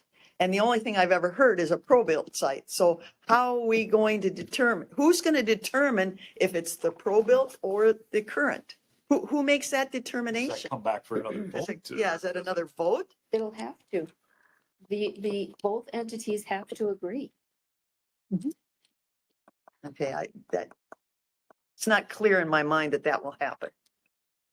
As Commissioner, long as that does happen, then yeah. this doesn't commit us to anything. No, I know it doesn't But obligate. I also understand we shouldn't spend money on 14 different studies. I get that. Right. I just, again, I'm gonna say it once. I just want to make sure that either way, that we rule out that location, because to me, that makes the most sense. Whether we remodel or build. And then we explore other avenues. Part of the expense for remodeling, rebuilding was to relocate. They had another estimate for I think $2 million more to temporarily relocate to the pro-build site. All that was being remodeled and or knocked down. But I'm going to vote in favor of the motion. And just because it's based on the assumption that we're going to gather more information in the city, I think will be very clear. And I think Mr. Rogers will help us make this point clear, is that we're not sold on the pro-build site. We need to be convinced, et cetera. And we have it on YouTube for eternity. That's why I say what I say. All right, all in favor of the Yeah. motion to move to pre-design numbers. phase, say aye. Aye. Aye. Opposed? So motion carries 4-1, is that correct? All right. Do we need to take a break or should we continue on? Well, let's plug through this, the next, Okay, what, we got 2 items left? 3, 3. one that was, Oh, yeah. 7.3, discuss/approve contract with RAP Strategies to provide referendum communication services. So there was a new proposal brought back to us, correct? $5,000. I'm going to turn it over to Ms. Sonneman. She negotiated. Okay, so we're back the fourth time, I think, right? Yep. Okay. That's right. Yeah. So, You're I 4 years too late. what? This again is the proposal to assist the county with educating the public on the local option sales tax referendum Yep. for the jail, to pay for the bonds, so that there would, if successful, if the referendum is successful, then the pressure is off of continuing to pay out of the property tax levy those, those expenses. So, and this would be with tourist dollars, with sales tax, sales taxes paid by tourists and Yep. by residents. So the RAP company, uh, I was in email discussions back and forth. I also recommended that he speak with Chad Lang, our IT director, and Chad was very responsive, and I want to throw a kudo out to Chad. He was great. And there, because I had some concerns about part of the contract, and so did Ms. Holte, as far as how they would access the county's website and things like that. So that all was taken care of. And so now what you have in front of you is the newest version, which, because we keep inching closer to November, it goes down too. But I think we had clarified too exactly kind of what they're gonna do. And the reason why it goes beyond the election date is there's some post-election stuff that if we are successful, then they can help us also file the necessary paperwork. Not too much farther either. It's just, No, it's November 15th, and I Yeah. think the election is the Fifth. 6th or 7th or something The like fifth. that. So I'm again asking for your approval of this contract. It's again been reviewed multiple times by Ms. Holte, now by Mr. Lang with Mr. Stone, who's representing the Todd Rapp's company. His name is Todd too, so I'm confused. And myself, so I think it's ready to go, and I'd ask for your approval. So we would, so last time it was $35,000 approximately, I believe, and now Yeah, this is 30,000. 30,000. Down 5 because a month passed. Yeah, Motion to approve. I'll second. June, July, Motion by August, Commissioner September, Olson, seconded by October, Commissioner Meyer. Discussion, Commissioner Ward. Yeah, 5.5 months. Attorney Sonman mentioned it, but there was somewhere that I read, yeah, that the follow-up, you saying they actually will help. well, Do we need their help, or can we cut some more time off of this? Because if it fails, it fails. If it passes, well, if it fails, we won't need their help. If it if it passes, fails, we cut off on the, whatever, the day after the Because- election? what they'd be helping us with is, once a referendum's approved like this, we would have to work with the Department of Revenue. to Yeah, get it says this- post-election, Yeah, if that's what it's post-election. done. Okay, So you're so asking, can we save money if it fails? if it Maybe a fails, big thank you to the, but if it fails, we just cut them off. well, Say 15 days on the contract? Or what? Well, we already Oh. 15. They do full month, not partial. I already made this argument to you before. I'm not gonna, you guys talked enough tonight already, but this is well worth, Getting started. okay. This is well worth these dollars. I mean, again, it's raising $28 million for $30,000. And I appreciate the Commissioner Elson and I think Commissioner Ward both pointed out language changes to make it both the order sequence in terms of how things read, and it also, I think it's never possible to make these things plain English, but it's better than it was before, so. Right. And this is one of the more simpler contracts that we deal with. Yeah. So, Okay, there you go. more discussion. Well, just my comment was that we should have done this, unfortunately, our timing is bad, I think. So hopefully it passes. Mhm. We should have done it 4 years ago. Like I said, you've been working on it for 4 years. You brought up 4 years, Well, we 4 we times. brought it. 4 to the times. I'm legis- sorry, 4 oh, times. 4 times, 4 yes. times. I related it to 4 years. Okay. yeah, Most it's 4 counties times will do ago. this before they build, not after they've built, is my experience. Well, I remember in task that was the force, plan, we and did the session, you died in the session because the session Yeah, shut down. we the tried, fire. we Yeah. tried, yes. Any other discussion? All in favor of the motion, say aye. Aye. Aye. Opposed? Motion carries 5-0, correct? Too very much. The next item is to approve or deny the amendments in the 2024 fee schedule. Bob is here. We waited all night for you, Bob. Yeah, Anything you clarity. waited all night for us. Yeah, we're missing sunset. You don't hurry. Thank you for being here. We're doing a little bit better on home sales, but we're still a ways away from what we would call an average year. On the other side, we're getting questions like we have never had before, so it's taking a lot of office time. To get to the fee schedule tonight, there's a lot of parts of this dealing with the credit card companies that still are not certain. We're working on it. But it would appear if you approve the schedule for the balance of the year, we should be about 4,000 ahead. And with the lower numbers of home sales that I talked about, we're probably not meeting the budget. So we're looking at any aspect of the budget to try to generate some money for the county. Commissioner Olson. I got Commissioner one Ward. question for you, Bob, while you're here. On the Beacon site, Yes. I know that's kind of a separate question, but did you change something where people, the public doesn't have access to sales, recent sales? No, no. The sales are listed on the county recorder's website, and whatever time it takes to update them on Beacon, it's pretty quickly that they're out there. Okay, not on the public Yes, access. Okay. yes. And if there are a couple of specific ones, let me look into it. Motion to approve. I'll second.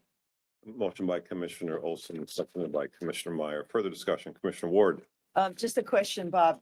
So the figures in red on page 6 and 7, the level 1 through 4, that's businesses that are subscribing to our information, correct? Yes, yes, it And- is. And do you It's- feel that those are, I mean, do you feel those are enough of an increase? We can monitor it. We could come back Okay, at change it. year end with some recommendations, but right now, No. we have, Raise it. right. Yeah, I mean, just anytime you subscribe to anything, it Usually- seems it's gone up considerably. So I would Right. recommend you monitor it and are we comparable to our neighbors? I And mean, that's what I wanted to mention, that we do have the amounts from other counties, and we're center.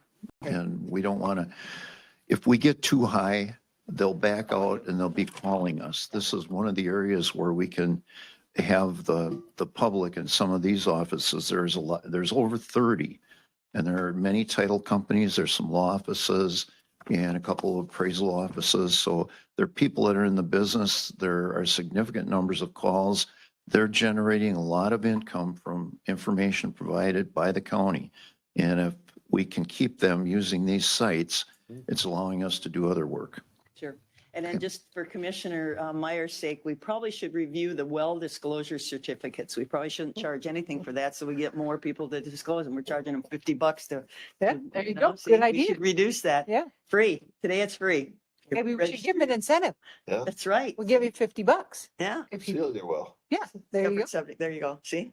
I can't tell if you're being serious or not. I assume not, but $50 There you go. for a new well costs lots of money. 28,000? At least minimum. That's a shallow well. All right. Any other- Thank you, Bob. okay. All right. Any other Thank you. discussion? All in favor, say aye. Aye. Aye. Opposed? Motion carries 5-0. We do this annually, correct? It's part of our annual to review the fees. So if we need to adjust it again, let us know. Thank you. Thank you, Mr. Bamanek. Next item, which was formerly 6.1, approved professional services agreement for, I apologize if I mispronounced it, Gwendolyn, is it Herbert? For Executive Director of Criminal Justice Coordinating Council. Ms. Commissioner Ellison, I think you pulled this one. Yeah, I just tried to, again, be a little bit new to this position, trying to understand, is this new position, new person, New person. New person, New right? Okay. person. I just couldn't remember. I know I'd read through it. It's a position that's always been under contract as much as we've tried to make it an employee position, but okay. Sounds really important. Executive Very director, important. Yeah. big, what, Well, give me just a lot of money. Give me an idea of what this person. it's saving the county a lot of money because there's no, I'm not saying it is or isn't. I'm just trying to get a better idea. I just wanted a little. our criminal Explanation. justice coordinating council has been in place since 2007. And the executive director that we had before had started 2008, and that was Colleen Engel, and she retired, if you want to call it, left last fall. Thank you.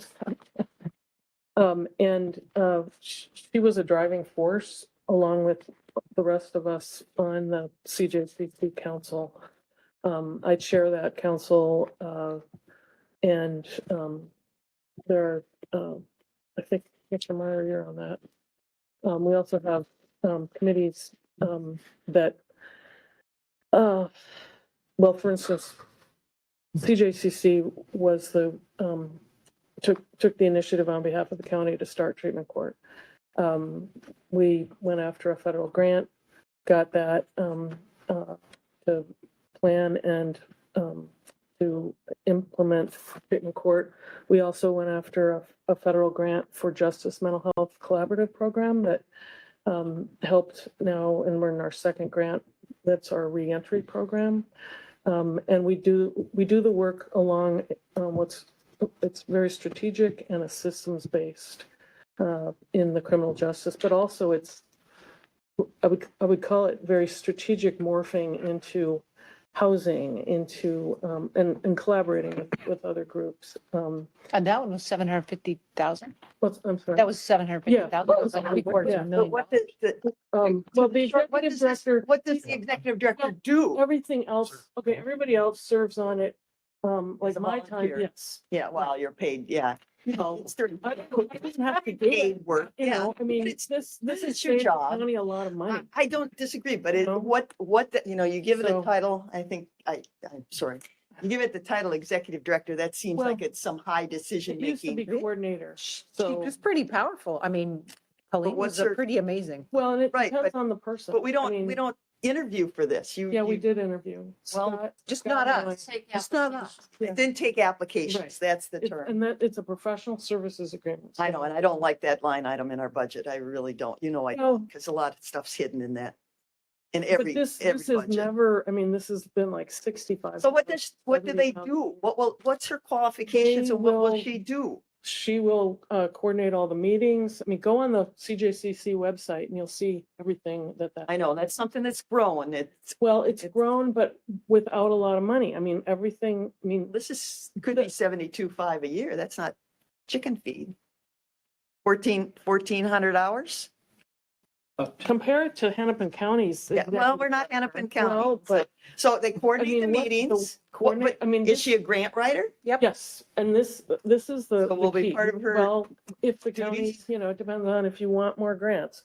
But what this position can be, what the person makes of it. I mean, you can be basically setting out the agendas for all the meetings. There are multiple committees, and each committee has work groups. We have the Early Intervention and Prevention Committee that Commissioner Meyer and the gentleman from Hiawatha Valley Mental Health Center co-chair. We have an outreach committee, which I chair, which we will hopefully be working with RAP strategies on our education program. We have the Juvenile Justice Committee that right now it's chaired by one of the public defenders. It's a very collaborative group, and this executive director person is the glue that keeps it together. And in Colleen's case, she was the driving force to make the rest of us work, I guess is one way to put it.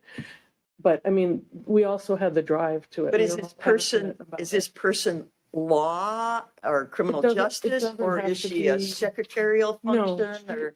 So again, No. it's the person in the position that makes the position Yeah. and I have no idea who this person is. And you say 10 to 25 Not hours paying her per benefits, week. and she doesn't get a pension. Well, I like that phase of it, but it's still a lot of money not knowing what this person does for It's the 10 to same money you've 25. paid every year, and it's only gone up, 3% in the last, I don't know, it didn't even go up for like 10 years. I mean, the So benefits she that coordinates the meetings, She so the coordinates time the and place of the meetings, meetings. right, Does she and- take notes She then and takes take? notes, and she dis- keeps distribute our them? website going, she keeps the website updated, she handles all the, if we put on, in years past, before the pandemic, if you remember, we had the law day for sixth graders. She would organize, that position organize that, so that I could keep working, for what I really get paid for, but this is over, I don't call this over and above in the sense that this is all part of the work that needs to be done these days, and in the past 15 years that we've had. And that's not 15, what is it? It's 16 years. And this person reports directly to you or to Ms. Holte? She would be under my supervision, just like Colleen was. I mean,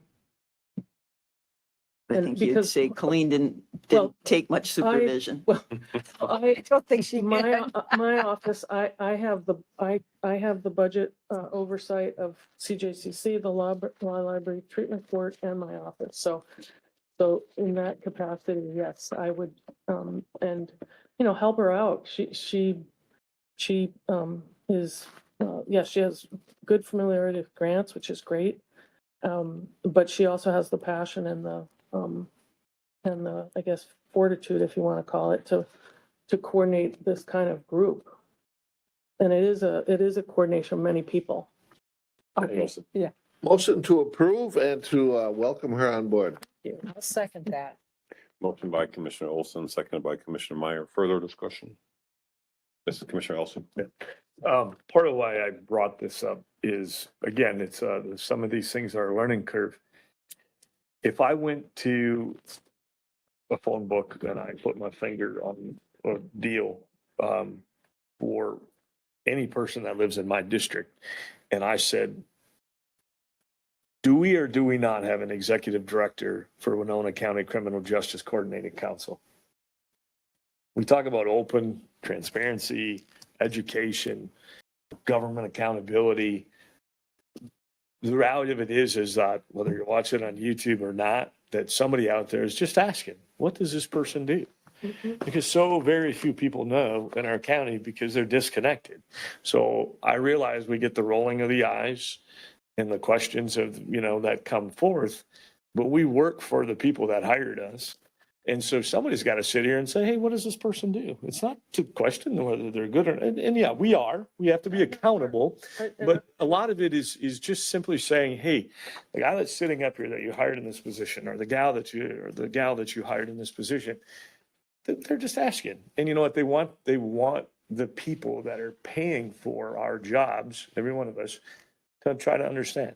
So that's why I actually brought it up. It was more of just, here's another position with a new person. And this would have just got run through on the agenda, and then just another person that nobody knows, that I would have said, who's that person? I believe 95 to 99% of people wouldn't even know what this person does, what their position is, what they do. So that's part of why I bring it up, because I think it helps with people that are online, anybody that's sitting in the audience, to have a better idea, and that we are actually looking at this. We appreciate the people that come on, and, when needed and desired, we have good people. So thank you. Well, and I just want to say, I appreciate that you appreciate that. And I would no, I mean that. It's getting deep now. It is, well, it's getting late. Yeah.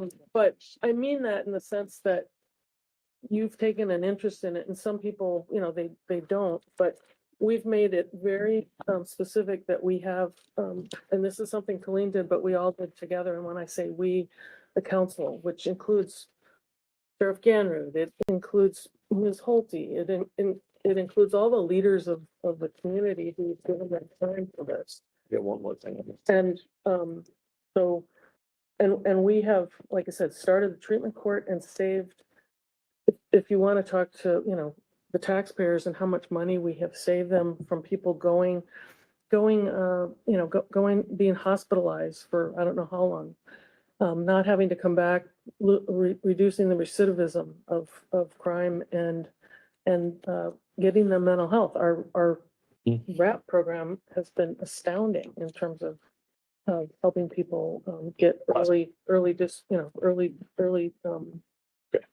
Thank So you. it's a good, and we've been awarded a statewide mental health award for this several years ago for our whole program. So That's what I it should be. Make mention that, it's find the value in all these things, but I still go back to a 4-H coordinator. A what? There's a lot 4-H a coordinator? lot of value to that. Yeah. Well, I agree with you. Don't we Commitment. have one? We should. Okay. Commissioner Ward. I was a Who made 4-H. the decision to change it? You brought this up. It used to be an executive or a coordinator. Now it's an executive director. Did that come with a significant No. it came with responsibility No. and pay It just- raise? Nope. It was at one time Colleen wanted to have that title, and there was no pay increase with it at all. It Okay. was just in Well, front I of would them. definitely, I helped create this monster back in '07, I think it was. And you did a Commissioner- good thing. Commissioner Thank you. Vagley. But the monster keeps growing. It saves us money. It saves us, Well, it that's, costs money. Yeah, that's, thank you, that's debatable. Commissioner Ward. It is debatable. So I would hope that we see some more grants come through because more and more of this has shifted to local property tax dollars. Can I get your, Um, can I get with witnesses here that you'd approve them then? Well, you can tell me give me some Because there's options. been some in the past where the board hasn't approved grants. Give us some options. So I mean, we'll go always, out and get them. I mean, that's. always that's- need that's been, options. You know, I think that's one of and the stuff. reasons why. But Ms. keep Engel it under, left. keep She it was under writing 25 the hours a grant week, forever. but you got to keep it under 25 hours a week. Should we call the question? Please. All in favor, say aye. Aye. Aye. Opposed? Motion carries 5-0. Thank you very much. That takes us to, I think it's just general comments. I think that I had in order, Commissioner Elsany, Commissioner Ward, Commissioner Meyer, and then Ms. Sonneman. Oh, you. Okay? Yeah. Commissioner Ward? No, I didn't. No, I was the only one that had Yeah. some. Oh, I apologize. That's okay. I can make something up. No, gosh. This is a record. No comments from Commissioner Ward? Gavel. Choose Jerry Munn. I just want to say, so you did declare an emergency, Yes, Am for I- Rolling Stone. yeah. And Ben gave us a report. This is from the tornado Yes. that happened, was that last week? And Ben did say, Ben Klinger, the emergency management, the emergency coordinator, did say at the meeting this morning that he did not think there was quite enough, to meet the threshold. But he was working with, apparently damage from My Energy does count as well, but he did not think there was enough damage in Rolling Stone to make the threshold to actually get reimbursement from the state. In a way, that's it. In a way, that's a good thing. And Yep, and I've communicated with with Mr. Klinger a couple times. I emailed, actually it was just this morning or yesterday, the Rolling Stone City Council members that they needed anything else. But Ben's been doing a great job out there. And the community members themselves have been doing a great job rallying around to take care of those needs as well, so. That's it. Ms. Sonneman, did you have a comment? I did, and actually, now that Ms. Commissioner Ward mentioned Dairy Month, but I have a separate comment, but just a shout out to my daughter. She's not watching, as Mr. or Commissioner Vagley really said. She was the dairy baby for Winona County in 1996. The first baby I born. didn't know there They was still such do a that? thing as a dairy baby. is that the first baby born in June? June, yeah. Ah. It's June I did not know that. We'll look for that. So, yeah, but no, I thought it was important that we honor Ms. Holte because she Yes. received Yep. the alumni award, which I had no idea about until I read it in the post. So I think, we should always thank and or she would say something on her own. I thought Scott would make her a certificate, but she must have said no, is what I That's thought. that's pretty neat. But she's, good job, yeah, but she's kind of private. And during the employee years of recognition, Commissioner Ward also did a great job of bringing it up there as well. Oh, okay. As well. We gave her a Thank you I for didn't doing have this, Commissioner anybody. Ward. Is that anything else for the good of the? Motion to adjourn? All right, no, motion by Commissioner Elson, second by Commissioner Olson, all in favor? Aye. Opposed, meeting is adjourned. Yeah, we agree a lot. For you. Jerry Bigelow reached out, communicating to you. Yeah, there we go. I said I'd check into it. Well, don't wait till we-